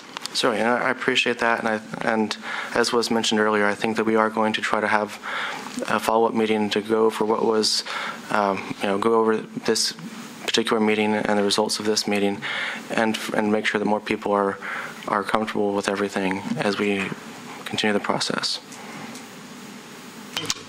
Any other questions? Okay, then we might close the public hearing. Thank you, Councilman. Mr. Chairman, can I clarify one thing, because I promised Sure. Ms. Capehart I would. In the Planning Commission staff report, she had mentioned, and you guys have read it, I just want it for records purposes, that she had mentioned it's not in a historic district. It is, and she regrets the error there in her staff report, but I told her I'd pass that along to you. The Historical Commission will be involved on the permitting side, and they're tracked as a signatory to the permit, so didn't want there to be any confusion between testimony and what you might have read. Discussion? I personally support the school, the variance for the school, the reduction in the lot size. And I feel like the applicant's incentive to meet and further try to clear up some issues on the exact location of the modular building probably can be worked out. I don't know how to split the two, but I think they need to get proceeding with the renovation of the building. So I would be prepared to support that and see what can work out to ensure that and install or instill a time limitation on the modular building, and then also encourage as strongly as we legally can that they get together and resolve the location of it. We can split them all apart. We can split the issues apart to vote on them, and I'm thinking we may not have to. We may not have to, but I don't think that. Let's go. Yeah, I'm in support of what they have proposed, mainly because they have worked with the councilmen and they've worked with the neighborhood groups in there, and they've come to a reasonable solution to this. And the Historic Commission. And the Historical Commission, and those are three very different, hard to please sometimes organizations because all the things that they represent. So if you can get everyone on the same page and have something that is approvable and makes sense, I think they've done a good job. Well, and I agree with that. I think that and even the good faith, to me, gesture of eliminating the sidewalk variance request, which we've heard enough of those, and it was in the original agenda, and one of the first things they said was we met with the neighborhood and they want the sidewalks, we're going to do the sidewalks. I mean, there seems to be a clear response to things that they've heard from the neighborhood and the people that are going to be around their building. So I think that there's no reason to believe that continued good faith effort wouldn't continue after this. I mean, if they have additional meetings and there are color choices or the landscape plan options, I mean, I think all those things, they'll be responsive to that feedback because I think there's plenty of evidence to us that they will. So I don't have an issue with that. I do think that we should talk about whether it's 10 or 8 or whatever limit. I think that they had discussions with their neighborhood group and were willing to be forthright and bring that to us. And 10 years, they have an incentive. As we discussed, to make it not 10 years, but I don't think that we should go back from 10 years. I think you have to give, I think they've done what, I think they came back to us and were forthright with what their discussions were with the neighborhood. So I'd even be prepared to make a motion if I had that. But I would like to say that what about the issues that the people at the table brought up that I thought originally were going to be supporters but had questions? Do we feel like their questions have been answered? I'm not sure they're relevant to the special. You don't think the people living across the streets? I mean, that's one of the main issues that we're supposed to look at for special exception. I agree with that, except I think that they stressed that they intend to have more meetings to clarify some of these questions. Well, and that's the point I'm getting to, and that's why I was bringing up splitting the issue, is that if they say they're willing to have more meetings, let's let them have that meeting. I mean, let's approve what we can, and the stuff they're still an issue, then let's approve that. Not letting them proceed with. Well, they'd have their variance, they can do whatever they want at that point. Just as a backdrop, I do a lot of work with a charter school group, and real estate is an unbelievably difficult thing, and time is an unbelievable difficult thing, because basically they get their charters, they're ordered to start classes if they don't start the classes, so they don't have much time. With this group, I bet you 50% of my representation has been looking at tens of lots. There just aren't a lot of places out there. And I actually really admire this group because they have gone the extra mile. I mean, they're working in an historic area. They're in a renovated church. They are doing their, I mean, I'm very impressed with how diligent they've been, because these are not easy issues to solve. And I understand the neighbors about the busing, but basically I do, but they're talking about a problem that they don't know whether it exists or not. I mean, they're just saying it could be a problem. And they have to be out of their current location on Fowler Street in the spring, and then have a new location up and running for their current student class by the fall of next year. So that's pressure. Yeah. No, that's a good point. And they did come to us earlier this time than they did on the last school, which was, 3 months. But they do have issues about the busing and the traffic and the drop-off that they can know the answers to. And the same questions were asked last time, and they did not answer them, but much to my disgust. That's right. Yeah, they've had a traffic impact study. But they just said 3 to 4 buses. What does the traffic study say? I think reference was made to the traffic. I don't think we actually have the traffic study in this package, do we? Which I believe is required under our rules. Look, I'm all in favor of this, but people have concerns, and the main criteria we're set to decide this on is impact, and the questions that have been raised are all impact issues. So let me ask you this. David, I understand where you're coming from, but if you had a traffic impact study that allowed for 4 to 8 buses, or didn't, would that change the need within this neighborhood for the school to proceed? I mean, would it change your feelings about this? Would there be another avenue to change? It's not an issue of whether there's a need for the school or not. I mean, there's but schools within blocks of this. But is it relevant to this discussion that you feel like it would substantially change your investment in this decision? Because that's the criteria for which we're basing this on. And you may all be in favor, and you can certainly vote me down. And I'm in favor of it as well. It has nothing to do with the school, but it's one of the primary issues that people have raised. There's no answer to, and they said they're going to have meetings, and I'm like, that's great. Let them have the meetings. Is there? Cut on my mic. I'm obviously prepared to put forth a motion to grant the special exception. I also understand his concerns about the concerns that I believe they were really opposition expressed about traffic. I understand they'll continue to have meetings. I don't know whether it's appropriate for them to have a discussion now to do that, or whether we should go forth with the motion. So let's talk about discussion there. Okay. Well, I guess we're separate issues. I mean, we've got the variance on the building and the placement thereof, which wouldn't be affected by traffic. But then we've got the special exception of whether the school can go on this property at all, which is affected by traffic.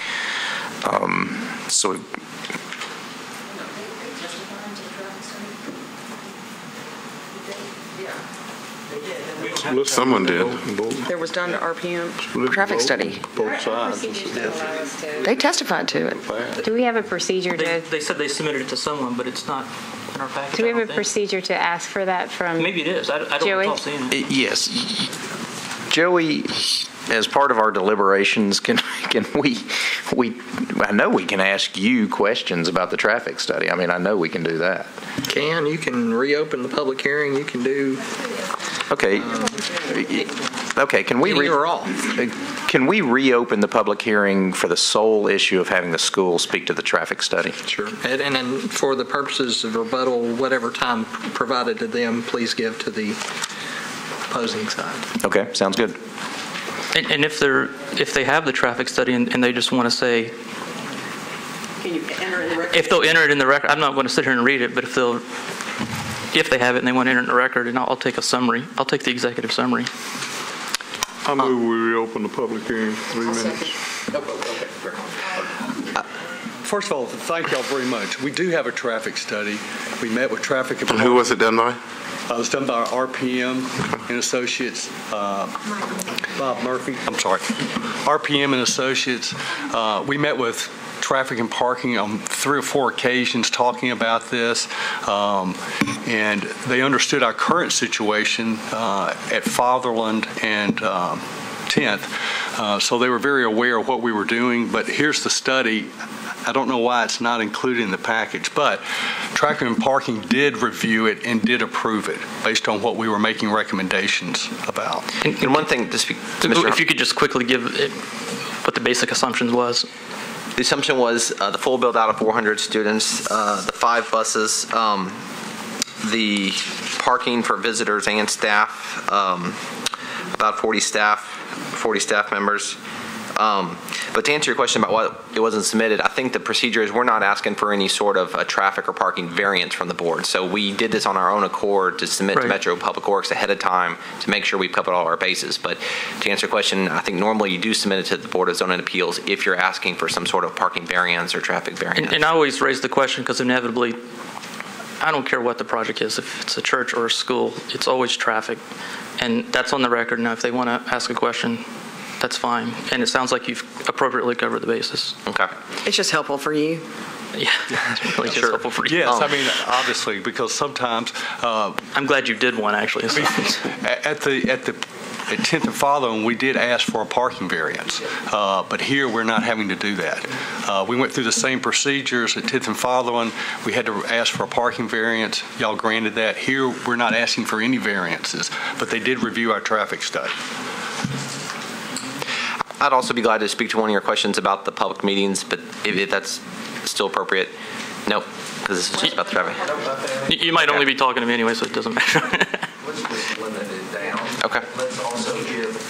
I'm sorry, Mr. Whitson. We'll obviously be able to sit down with the folks who are concerned. We meet with them this afternoon and talk about what we're proposing and listen to their concerns. If we need to adjust that, we can go back to traffic and parking and work with them. We'd be glad to do that. Okay, in the interest of fairness, would those neighbors like to come forward and ask or talk or? And we're keeping it to the parking issue. I mean, yes, traffic. I mean, I'm sorry. So that's the only thing that's on the table at the moment, if it pleases the board. We all know they haven't seen traffic study, and they don't know how it relates to the schedule. They don't, Oh, I'm sorry. The fact that traffic and parking has approved it and that they're not asking for variance kind of takes it out of our purview anyway. Okay, well, we appreciate you guys taking those steps and having us back up. And I guess our question, or my question after hearing that would be where those buses going to live full time? Are they going to live in those parallel parking spaces permanently, or whether they're going to be parked somewhere else? And also then how they're going to account for the possible pickup and drop off flow through that area? And that is presumably, and I'm taking Mr. Gore's word as he is a professional in that field of engineering, that those all have been addressed. I don't know where the bus parking is, although I'm sure that is something, if you're comfortable with discussing it with them. I don't know if they're Metro buses or what, but we could take under advisement that if you don't want the buses parked on the street, I don't know why they would be, but if they are, we could consider putting that in a motion or not, but that's strictly up to the board. Yeah, and we were just also curious just how many, they're saying 40 staff and teachers, and how many they had designed into that plan without using the street parking? Well, I can tell you, and I feel like I have to address this since I'm the one that sort of opened this can of worms, that they aren't asking for any parking variance. Mm-hmm. And therefore, the assumption is that they are within code. Otherwise, they would be asking for a variance or they would be in violation of code. If they're in violation of code, they won't be able to open. So that's not an issue that we're actually considering. So because the assumption is they are following code, just like we're assuming they're not using flammable materials for paint or something, that they're following the code. That's the assumption that we have to work on. All right. Appreciate the chance to come back up. I hope we will have a chance to talk with everybody a little further since that chance sort of went by quickly the first time around. Okay, we're going to reclose the public hearing and back to discussion. Too many buttons. Thank you. I think it was important to have that because it was important to clarify why, at least Mercedes and I were saying it wasn't relevant to the discussion because it wasn't part of our, anything under our purview. That being said, I think it's best to make this as two motions. Do you want to do one combined? I think it would be one motion hitting both the special exception and the variance. So, alrighty. Yep. All right, we'll start there. All right. I move that the board approve the special exception use permit to locate the special exception use permit because the applicant has met all the requirements of MCL 1760-150, and that the request for a variance be granted because the applicant has met all of the conditions of MCL 1740-370, subject to a 10-year limitation on the variance. A second. Could I make a friendly amendment that they have the variance because of the hardships of the site limitations, which include a historic church, a number of mature trees, a substantial grade change in our, yes. Yeah, thank you. Yes, that's it. All right. I'll second the motion. Got a motion, got a second. All in favor? Aye. Any opposed? Passes unanimously. Good luck with everything. Keep up those high scores. Thank you for your patience. Everyone involved and everyone still waiting. Yes. Excuse me. I'm going to have a 5-minute recess here, but before we do, the next case is 1220-121, which I am going to recuse myself from. And since it's the last case, I'm going to say goodbye to all of y'all. You get to go to the cone of silence of your car. But then there's a 5-minute break. Thank you. The board will stand in recess for 5 minutes.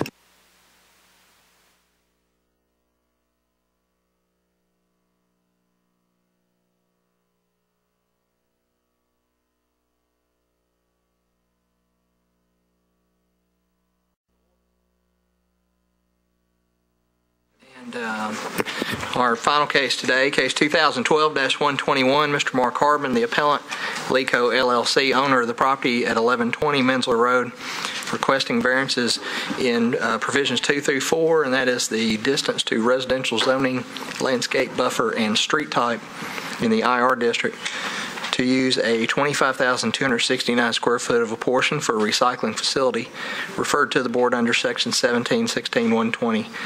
D 2 through 4. The appellant has alleged the board would have jurisdiction under section 1740-180B. I know the appellants are present in opposition, present as well. Both sides, if the applicant will come first to the table, I need to go over a few procedural things. But feel free to come on up, applicant. I'm going to go through the photographs of this case. I have to disclose for the point of record, this case is before you based upon a rehearing request that's been granted. The testimony from the prior case is not involved here. So both members and parties here discussions of, if you'll recall in the last case, or remember last time. There was no last time. This is a new case, so nothing from that discussion comes forward here. We do have members that heard this case that did not hear this case that may have participated. So please, all parties and board and staff, can't say last time this or that. So this is a new case that's before you. I'm going to go over first the variances that you list here. The subject property is located, you see, toward the end of Mensler Road. It is in the IR zoning district. I'll refer back to this aerial in just a moment. The applicant's requesting you use the northern portion of this building, which you see right here where my cursor's highlighting, for his recycling facility. The use out there is a permitted with conditions use. The conditions out of 17-16-120 list out conditions required for this use, and they are based upon its proximity to a residential zoning district. Going back to the aerial photograph, the state-owned property, which is to the south and west of this subject property, which you see the cursor I'm following here, the former TPS area and TPS school, it is zoned R10, as you'll note on the site plan here, or the zoning map. That proximity to residential triggers the following requirements which you see on the screen. The first being the distance of the use from a residential zone district is required to be 150 feet from a residential zoning district. For us here, the listing is there is 0. The zoning boundary falls directly in the center of the right-of-way of Mensler. That's that distance on the residential side. 2, landscape buffer requires a debuffer along residentially zoned property. The code in this case, we would be talking about the southern property line here. You see the existing building shown on the site plan. And we'll see if I can clean up that text a little bit while it's so blurry, but a debuffer yard here along the southern property line. Thirdly, a street type requirement. The zoning code says that it's permitted on any street so long as it is between the subject site and a collector street. There is no residentially bound zoning on that. Again, Mensler Road accesses through this point. You see the zoning boundary falling, that R10 residential zoning falling on Mensler. These properties to the north are zoned industrial as you cross the railroad tracks, and then further north here in this area you've got a grandfathered mobile home park is zoned CS up to the intersection there at Murfreesboro Pike. This is a view of the subject property upon my visit to the site. In the foreground here you'll notice this is Mensler Road, my vehicle parked at the subject site. This structure, which you see here, begins here and runs to the south. The applicant's going to be using the northern portion of this building here. These photographs on the bottom of the slide show the opposite side of that building looking facing west, and then the areas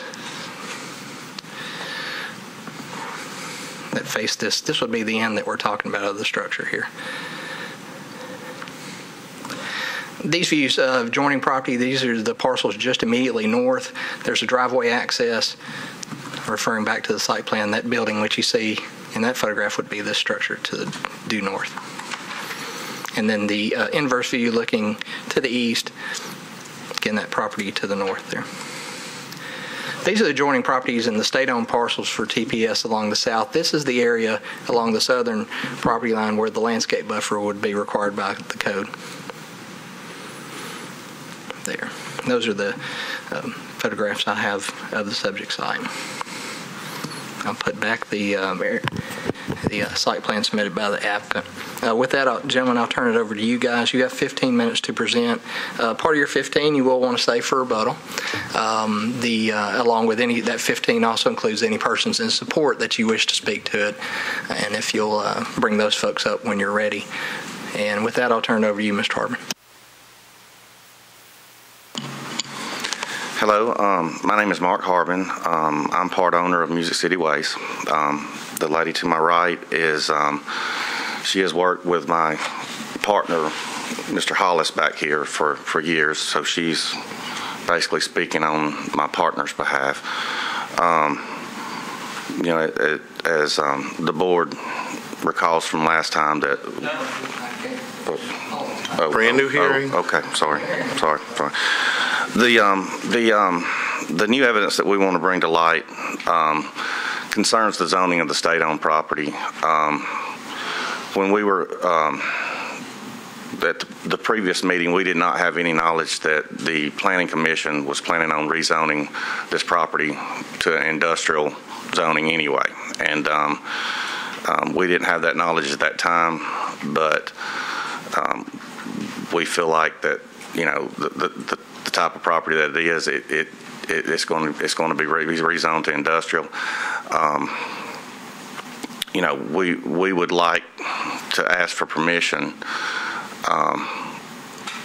during this process that if we could operate, and if something was to happen that has nothing to do with Music City Waste, but basically if something was to happen to this zoning procedure, you know, it would give us more time to possibly find a new location if something was to go wrong with, you know, what the Planning Commission is planning on doing, which, by the way, has nothing to do with Music City Waste. Tell us what you want to do with this property. I want to use it as a construction and demolition recycle center. And do you own the property, or are you leasing? The Lee Company owns the property.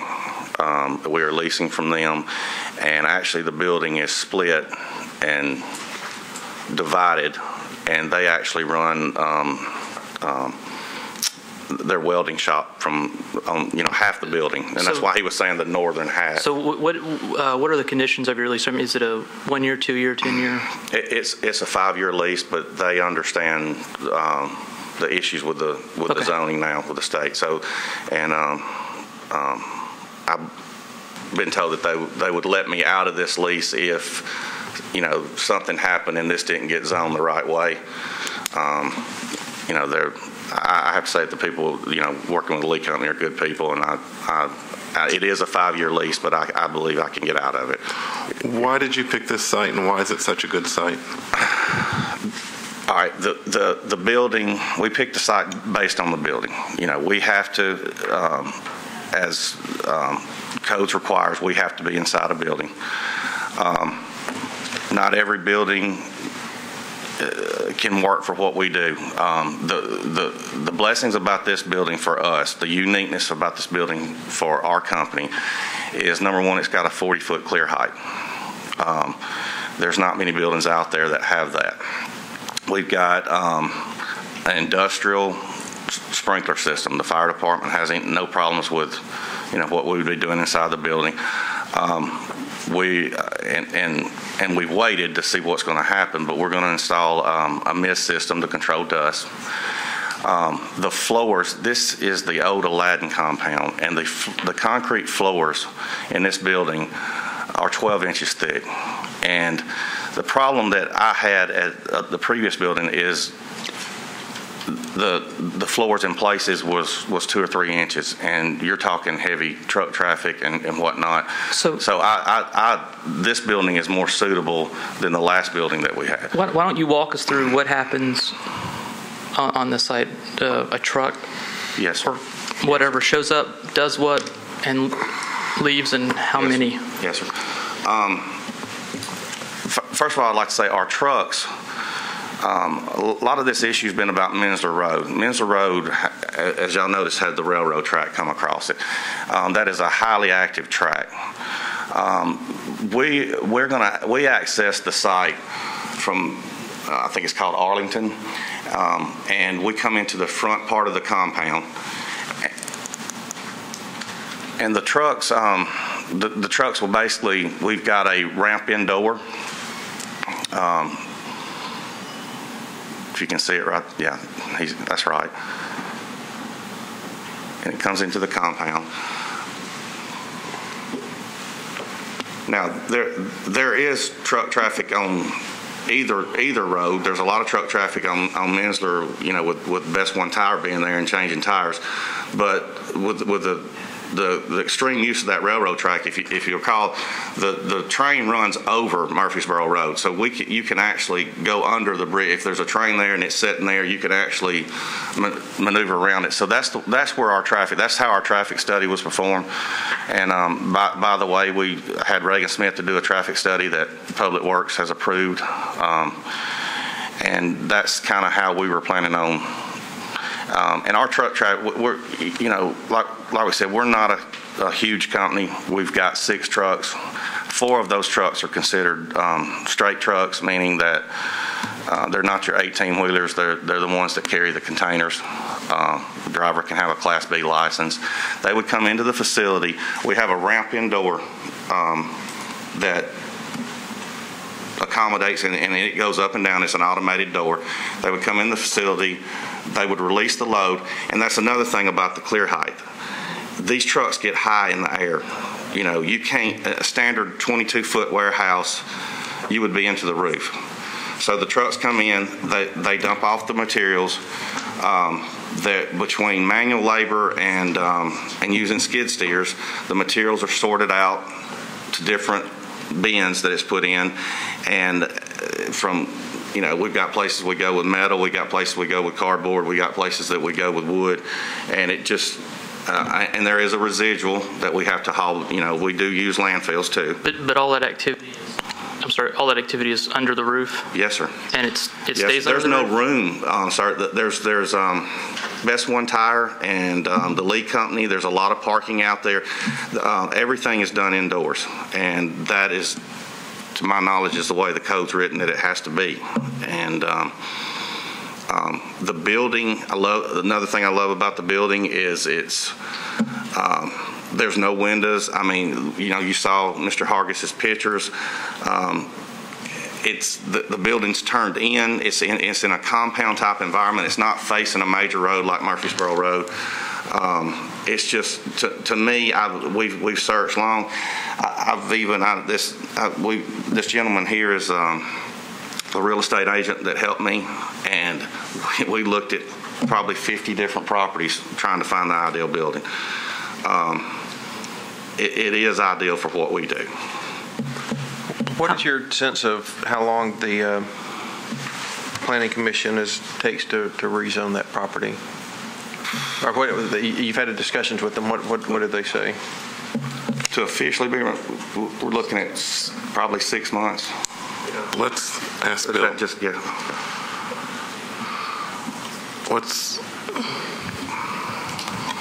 I've been informed that it will take approximately 6 months. I've spoken with Mr. Sloan about it, and he indicated to me that they were in active process of pursuing the rezoning of this parcel, and I've seen maps indicating what the future zoning is to be. The maps indicate that the future zoning for the most adjacent parcel is to be industrial, and that's what the planning department is pursuing at this point. And it's been indicated to me that they expect the process to be completed within the next 6 months. I think you all may have an email in your packet from Mr. Sloan in the planning department indicating that. Can I ask you, from a legal perspective, is that 6-month time frame something that we can actually consider as a part of our deliberations here? Yes, it would be my opinion that you could.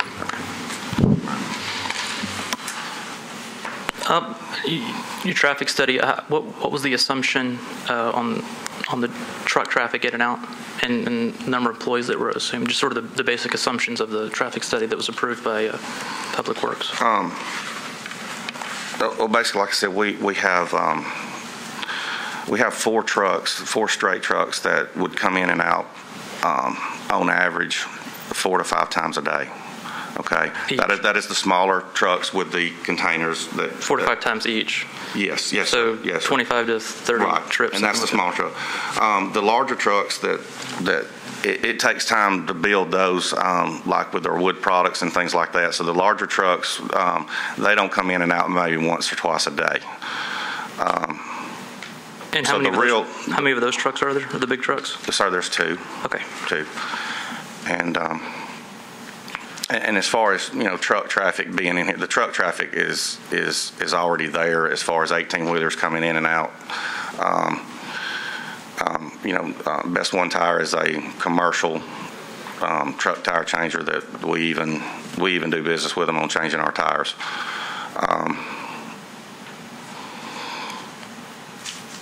It's pretty a simple operation. It's basically a sorting operation. We're not going to have a wood chipper inside this building. We're not going to. We're basically sorting materials so we can take it to the people that do specialize in that specific product. From metal, we deal with PSC and some other names that I know y'all are probably familiar with, and cardboard and paper, we go the same place the Metro does, we haul our wood to be ground up, but we're not going to be using the facility. It's only 27,000 square feet. The facility is more. It's going to be a sorting operation, and it's going to allow us to, not landfill as much material. It allows us to work with so many construction sites that are going on that have to be LEED certified. I brought Mr. Southwick with Wilmot Inc. Tiffany's was unavailable today, and I was going to let him speak a little bit on what's going on in the environment. Not necessarily talk about this building, but what we're up against.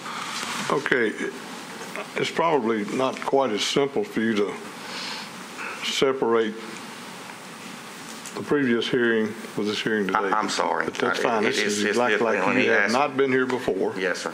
And the first thing you need to do is address the variance issues that you're seeking here. Okay. And explain your reason that this board should grant you these specific variances.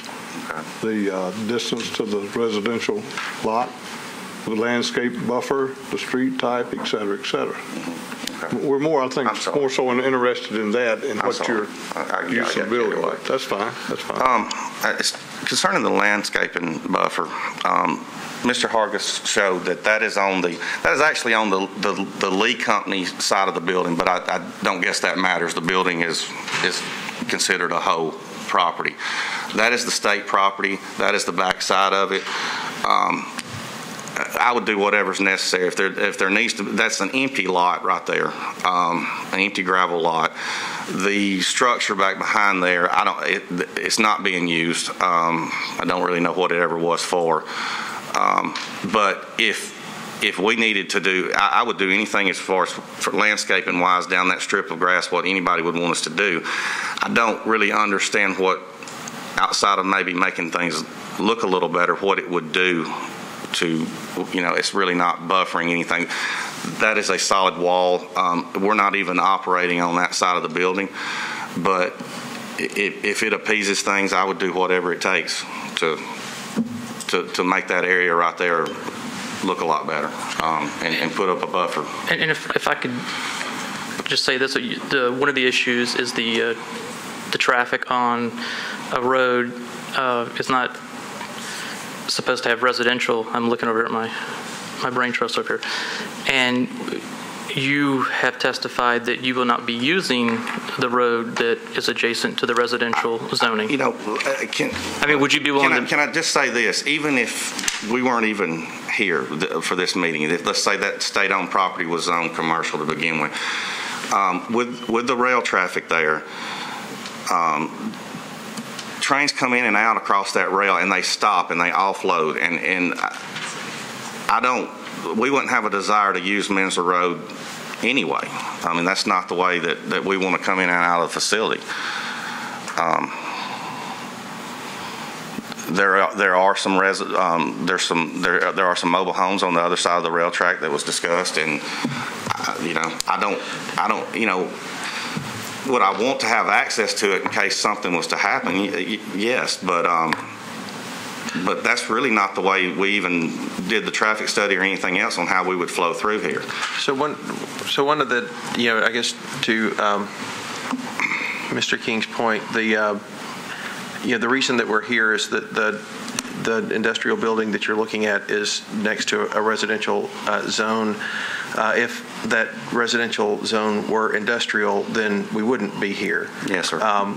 We wouldn't have a landscape buffer required, and we wouldn't have the distance issue. Is that basically correct, just to make sure we're all on the same page? And the hardship for the landscape buffer, I understand that you're really not making a case. You said if you need to plant trees, you'll plant trees. Yes, I'll do whatever it takes on that. But the hardship, that I think is probably something that we could consider and you could do. The distance to the residential area, we can't do anything about, and there, we certainly have talked about how we can consider the fact that it may very well and may be likely to be industrially zoned next to it within 6 months. I think that is one of the reasons that we're back, we agreed to rehear the case. Right. But it sounds like that maybe the hardship that I hear, and not to put words in your mouth, but that I heard you speak of earlier, was that you have looked at so many properties and there's just simply not enough buildings that you could consider that you might consider that to be a hardship. And David, let me add to that. I also heard him say that the physical characteristics of the property were unique. That there's nowhere else, no other way he can configure the operation of his business on that particular piece of property so as to avoid the 150 foot required distance. So it really also pertains to the physical characteristics of the property itself. There's just the way that it's shaped and the way that property is situated and the nature of that business won't permit him to move, make it unfeasible, I think is what I hear him saying, make it unfeasible to move that, as he discussed that the other part of the building is being utilized. But Yes, ma'am. I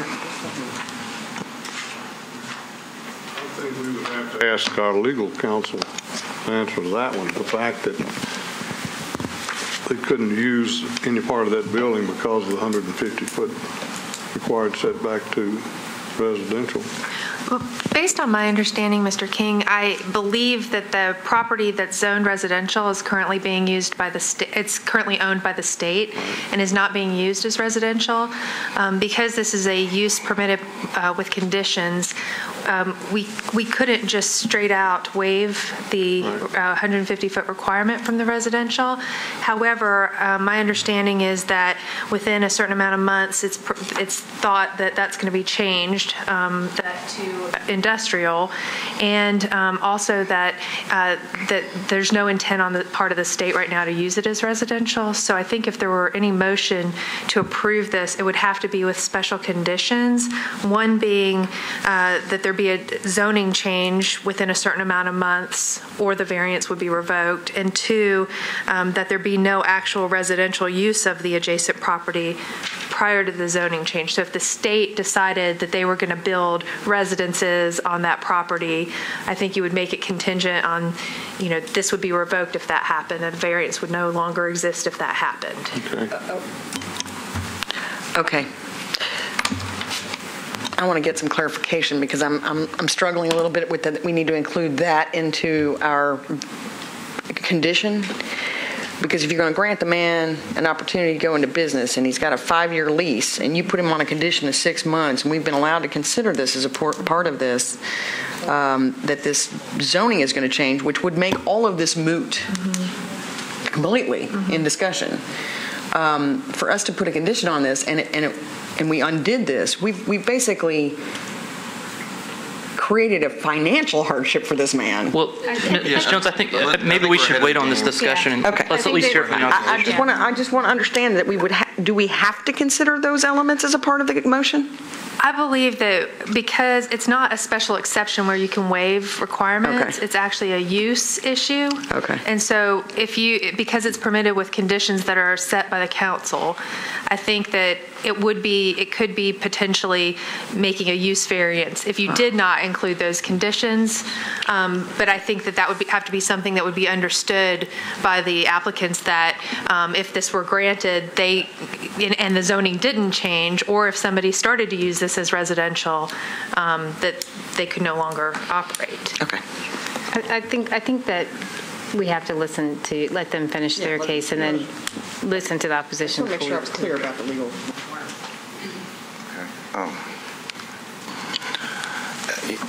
Yeah, I mean, you're correct. That would be a financial hardship on me, but I think I'm working with the type of people, and he deals with the lead company too. That if something like this went that way,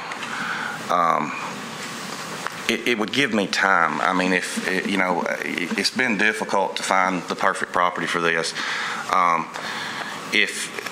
If I had, because things do move slow, you're speaking 6 months to rezone this, it would give me time if somebody did come up and say, all right, everything's changed, they're going to develop this, it would give me time to relocate my business. And I honestly feel like I'm working with the type of people that would not hang me over a lease that I can't be granted to use the facility in the future anyway. I just don't.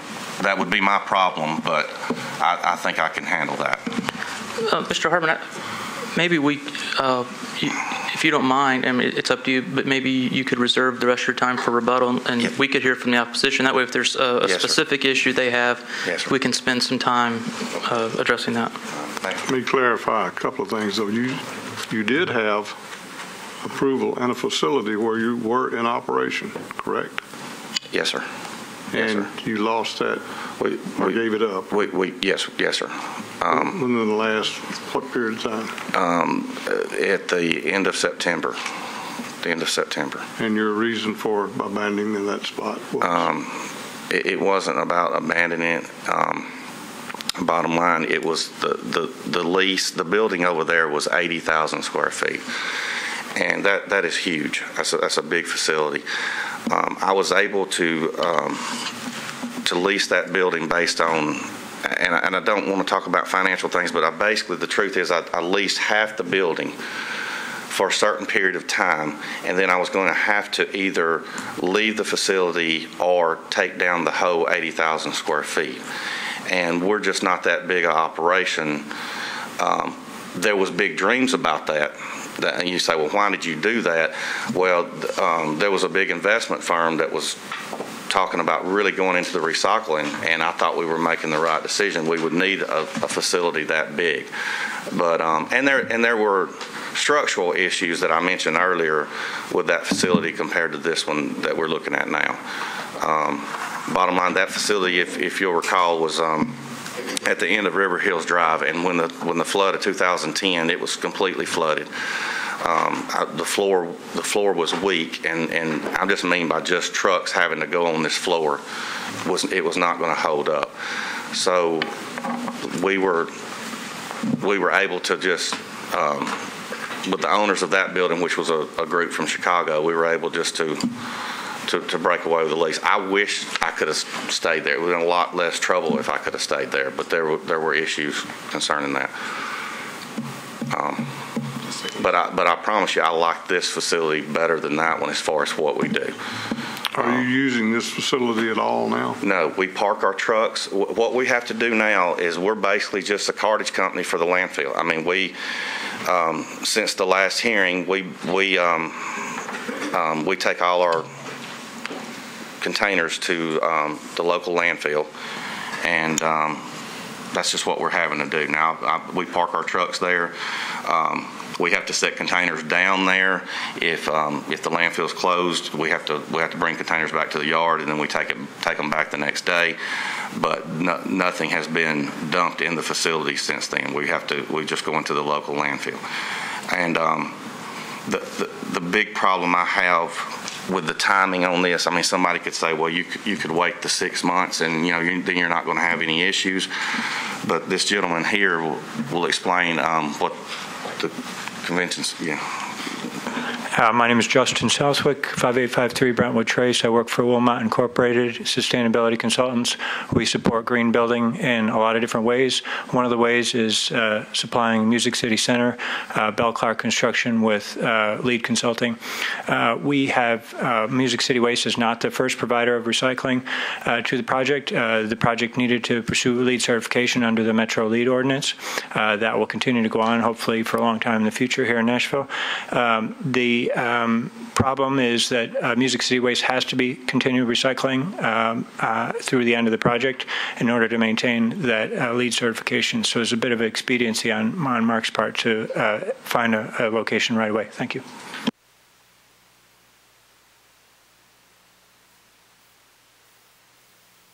One reserve.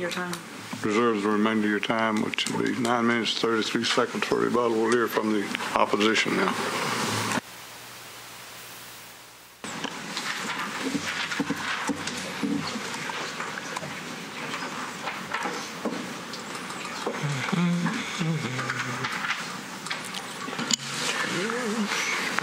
Oh, Joey, you got it up. Way to go.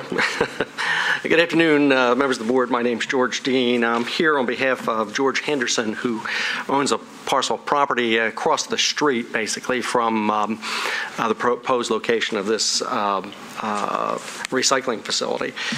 Before I get going too far along here, I wanted to, if I could, just just a couple of materials. One is an email from, and I thought I'd just give it to Joey. Part of it is and I have copies for every one of it. Joey, that might make it easier. The email's right on top. Let me keep one.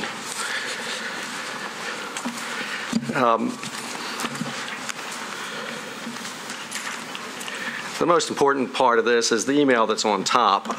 This is from a realtor who was involved with the state of Tennessee concerning the redevelopment of that property. And according to him, and I don't think it's really inconsistent with Doug Sloan's email either, both of them basically say that there's not really anything going on there right now. Now, Bill Herbert has said that, within 6 months we're going to get a zoning change on the property, and that may be true, or on the adjacent property, and that may be true. But there's really not anything in the record here that demonstrates that. Even if there were, Bill and I have known each other for a long time, and I have a lot of respect for him. I don't think that the statute under which the board operates allows you to look into the future about future enactments of the law with regard to a variance. The statute says where there exists an unusual physical feature of the property, and there's some kind of a practical hardship. It doesn't exist right now. There's nothing there that is going to change this as far as we know. Let me say also that the idea of a variance is usually, why don't we move to the next slide there, Joey? The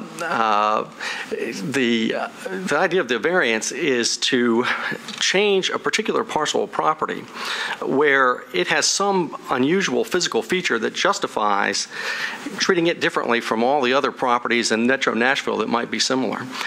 If there's no unusual physical feature, the idea is to change the law, change the text. In fact, the thing that kind of gets me about Doug Sloan's email is that let's not change the zoning on the TPS I mean, that's fine if they do.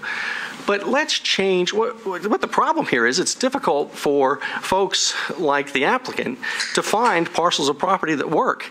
Let's not grant a variance. Let's change the textual law of Metro Nashville to make it easier to get those kinds of properties. I think everybody on the board would agree that these kinds of recycling facilities are important. The LEED facilities are important. It's not a matter of making a zoning change on a map. The real issue is changing the text, and there's not a word about anybody doing that. That's what needs to be done to make more properties that are available for this kind of use. I just want to make the major point that in 1935, when that variance statute was written, the guy who wrote it, a guy named Alfred Bettman, wanted to make sure that variances were only granted when there was some unusual physical feature of the property that justified treating that owner differently from everybody else. And if that wasn't the case, we should change the rules for everybody, to give everybody the same opportunity. And I'd suggest to the board here that that's not, we have a situation where the council rules are a little bit too tight. The textual changes need to be made to make it easier for folks like the applicant to find other properties to do this kind of work. Having said that, Joey, move on to the next one if you could. The problem here is that there's not, other than we've got Doug's representation, but we don't know what's going to happen out there. The email that I've submitted basically says there's really nothing going on out there. How about the next slide, Joey? The whole basis of the application has to do with the adjacency of the residential use, the residential zoning district. There's no residential use. And let me also address the concern. The way the Metro Nashville zoning ordinance is written, it doesn't look at what the actual use of the adjacent property is. It looks at whether or not a residential structure is permitted there. The way it's zoned right now, a residential structure is allowed over on the TPS campus. In fact, there may actually be some residential structures there. I'm not sure they're being used. The point is, though, that the applicant here just doesn't comply with the requirements of the condition, the permit with conditions, the permitted with conditions section, and also the statutory provisions relating to variances. He also doesn't meet those because there's just simply no unusual physical. It basically reads whereby reason of exceptional narrowness, shallowness, or shape. Those are the three things in the statute are unusual topographic conditions. 4 conditions basically. It's not narrow. It's not. There's nothing like that. Mr. Dean, excuse me. Sure. The distance to residential. This might be a fairly obvious question. Yeah. Well, the answer might be obvious. Does the distance run from the zoned property to the structure itself, or from the zoned property to the residential property to the property in question? Is it the building versus the property? I'd say it goes property line to property line. And since the residential property is immediately adjacent to this property, there's not much doubt. It's a zero. It's 150 foot required. It's a zero that's available, unfortunately. I mean, I wish it was different, but you know, it's not. And maybe Doug will get the zoning changed. That's great. But and if he does, then the applicant can come back. But to grant it at this point, I'd use another example. Harding Academy a few years ago struggled. In fact, I believe we were in front of this board, and we had a permit. We still weren't permitted to go forward with our project. The idea was that there was a pending piece of legislation. Here, there's not even any pending legislation. Harding Academy ultimately won, by the way. They got to do what they wanted to do, but there's not even any pending legislation. There's just the idea that there may be sometime in the future. So it makes it very difficult. Joey, the next slide. Makes it very difficult to see how a variance can actually be granted here. As I point out on this slide, you know, residential next door and across the street, and I think they can get around the local street thing. The applicant has demonstrated that he can come in from another direction, and they've got the traffic impact study, and the applicant has actually said that he can comply with the landscape buffer. So the real problem is the adjacent residential. Next slide, Joey. You've seen this before. Let's go on to the next one. And again, just summarizing there, some exceptional physical feature of the property. When I argued these cases in court, Mr. Hargis was one of my students in law school. When I teach the students at law school, exceptional physical feature of the property. You've got to show some unusual narrowness, shallowness, shape that justifies it, and it's just not there. Next slide, Joey. As I said in the very beginning, what really needs to be done here is that the council changes, Mr. Sloan through the Planning Commission recommended to the council to change the text to make it easier to get these kinds of facilities, not to grant a variance on one facility, not to grant a special right to one applicant, but to level a playing field and allow many applicants to be able to get these kinds of permits. And as a result, my client would ask that the board denied the requested variances, and Mr. Carver here wants to talk on behalf of another business that's close by as well. Well, before you do, just a couple quick questions I have. Yes, ma'am. Good afternoon. Tell me, your client is a neighboring property? He's across. He's the crisscross of. I guess that's a railroad track and the street. Joey's got the cursor on it. He's what I would call catty corner, kind of. He's catty-corner, and the nature of his business, is it industrial? No, it's commercial. He's got office sales, basically. He's concerned about the impact, obviously, of the business on traffic getting in and out of his business place. He does retail sales? I wouldn't say retail. I think what he has is a showroom where people buy particular types of construction materials. They see what they want, order it there, and then it's shipped to him from another location. Thank you. I was a little confused when you were speaking about the standards for the variance. Were you referring specifically to the state or metro? I always go to the state because it's a lot easier. I do these things all over, and so is the state more restrictive? The state is the absolute control. Metro can't do anything the state doesn't allow it to, so the state really is the gold standard. That's why I always use that, because Metro cannot pass an ordinance that differs basically from the state. So if you just remember the state, you're okay. So I'm glad to address the Metro ordinance. I represented this board 30 years ago, and I know it pretty well. And I can't remember the wording, but there's something about extraordinary conditions that's in the state. What is that? The extraordinary conditions as used in Metro, if it's there, and I don't remember that there, would refer to exceptional physical conditions, where by reason of exceptional narrowness, shallowness, or shape. When I talk about them, I talk about exceptional physical conditions, but the statute actually says exceptional narrowness, shallowness, or shape, or topographic conditions. Again, exceptional topographic conditions. That's what the state says. Right, state statute. And I don't think anybody would disagree with my analysis of 13-7-207.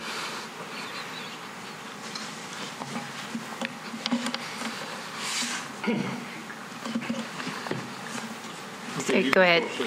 My name is Mark Carver. Thanks for the opportunity to speak to the board, and thanks for your service. I represent Best One Realty, which is the business immediately adjacent to the applicant's business, and the entry from Mensler Road goes between those two businesses. That was the picture that Joey had given us earlier.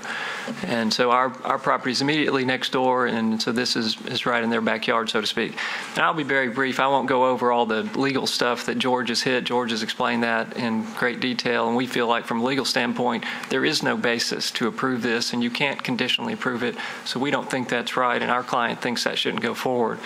The other point that I'd like to make is that there may be a tendency to have sympathy for this particular business owner, but I ask everybody to step back and say this person left a legally zoned location for whatever reason and voluntarily went to a site where he was not zoned to do the business he wants to do.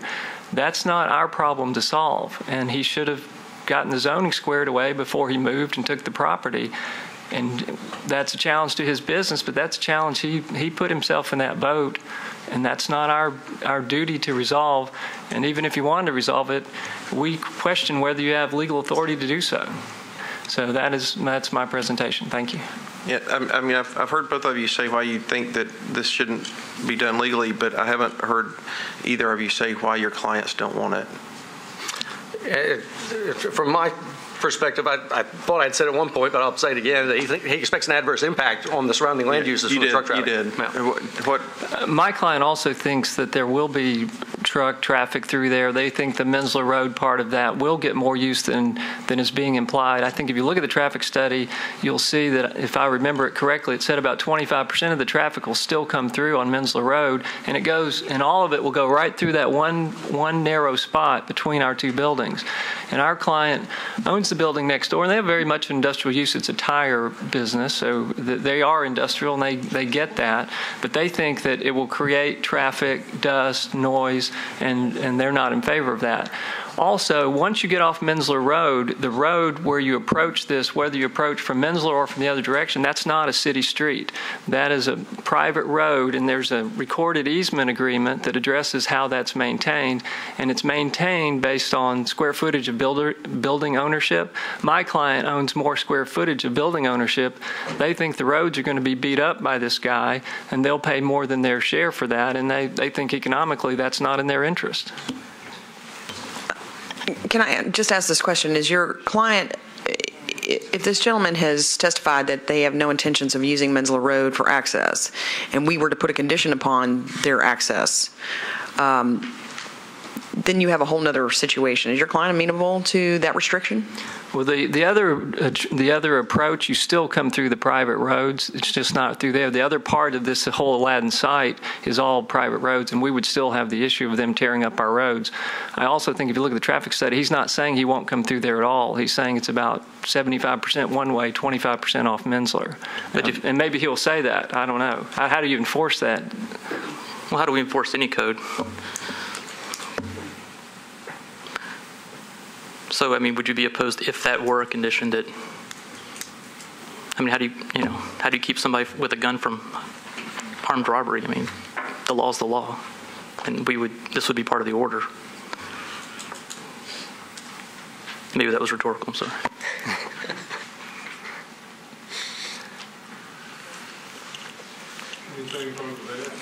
Nothing. Thank you. Thank you. Thank you.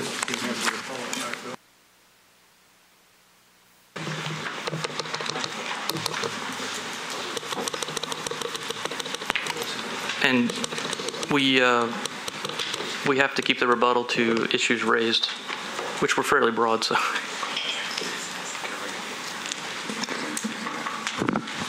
hi, my name is Travis Kelty. I helped Mark with the lease negotiations on this property. So Mark is obligated to a lease, even though there's some issues here. Excuse me, sir. I'm sorry. Could you spell your last name? Sure. Kelty. Thank you. Mark moved to this location because his old location was leased out to a company that could use the entire 80,000 square feet at that other location. So it wasn't totally voluntary. He couldn't exercise the option for the 80,000 feet. So we were able to find him this building after an exhaustive search of over 50 buildings in Davidson County. Appreciate Mr. Dean's comments. One thing he didn't bring up is that his client's building is for sale. Wait, actually, if he didn't bring it up, we can't address it. This is rebuttal. I'm sorry. Okay.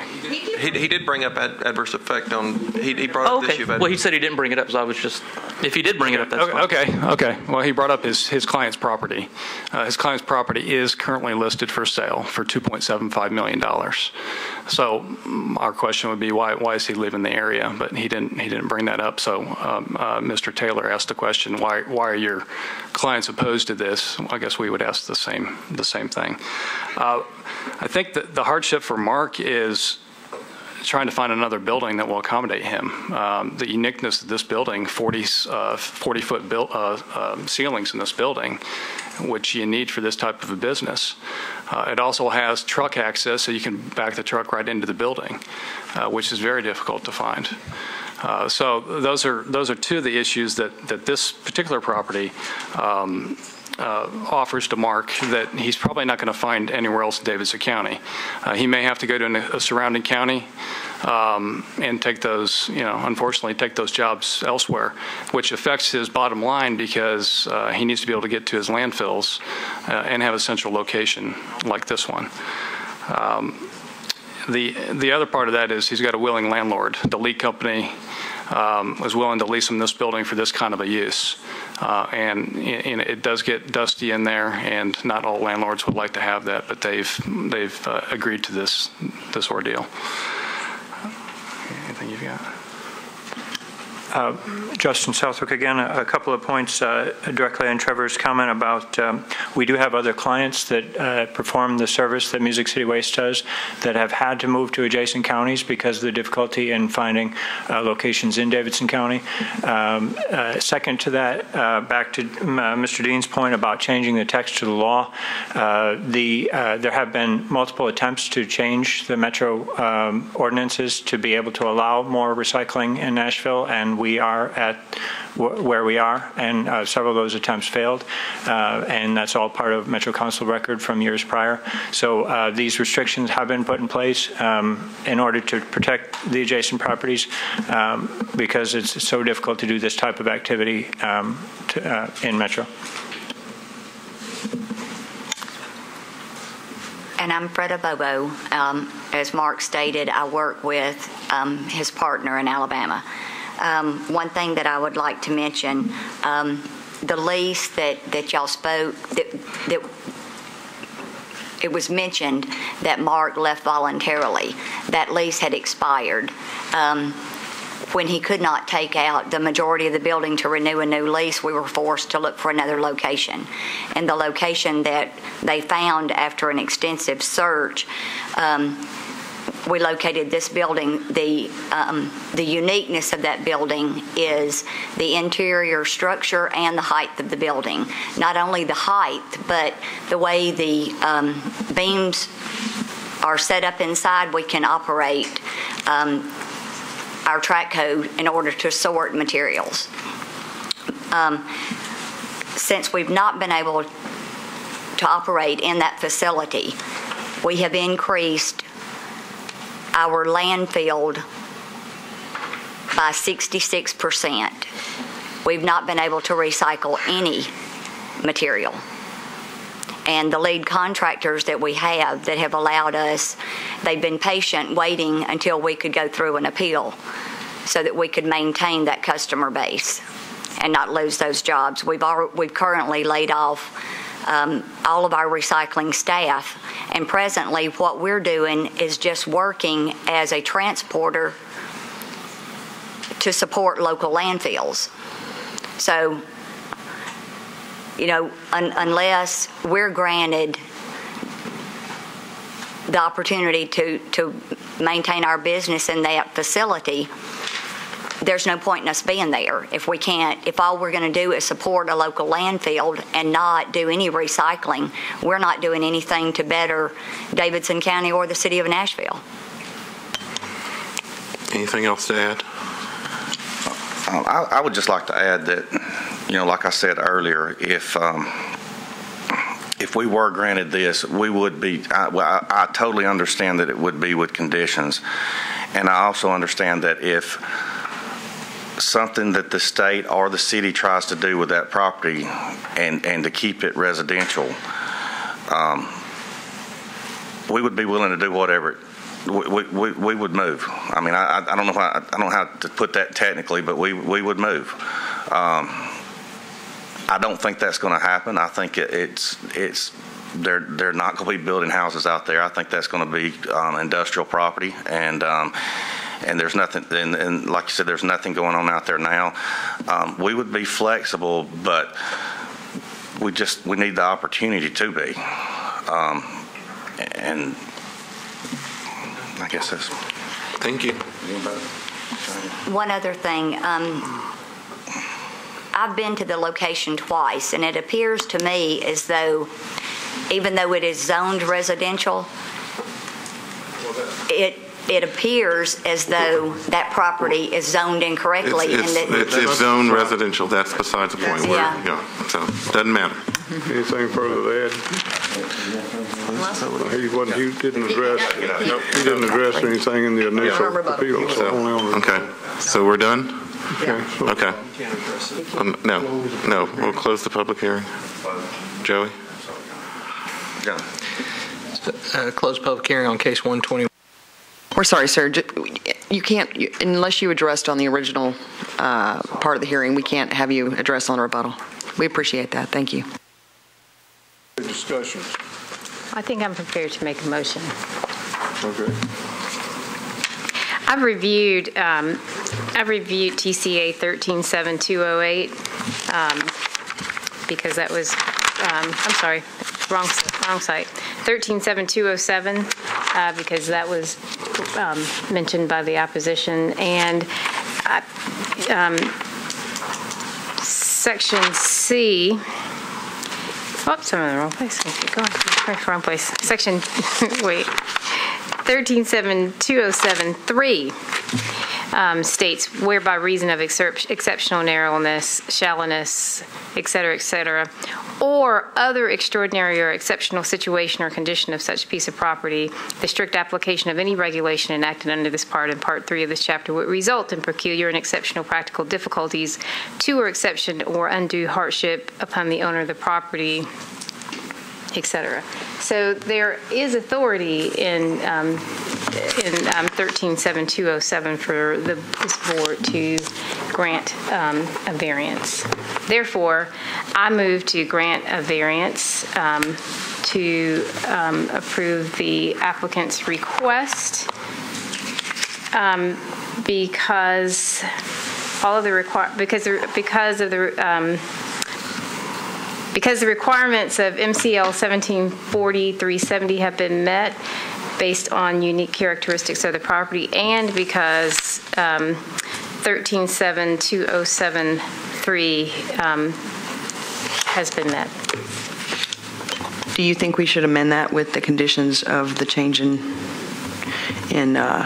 With that amendment. Subject to the change in zoning within the next 18 months. 18 months. I'll second.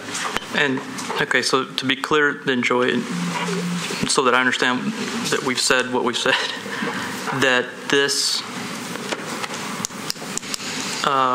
runs for 18 months, but if the zoning changes in 6 months or 12 months, then our variance is moot if the surrounding property changes. Should be correct. Then there would no longer be the 150-foot requirement. That's true. And to be clear, because we just gave, the motion is a blanket approval.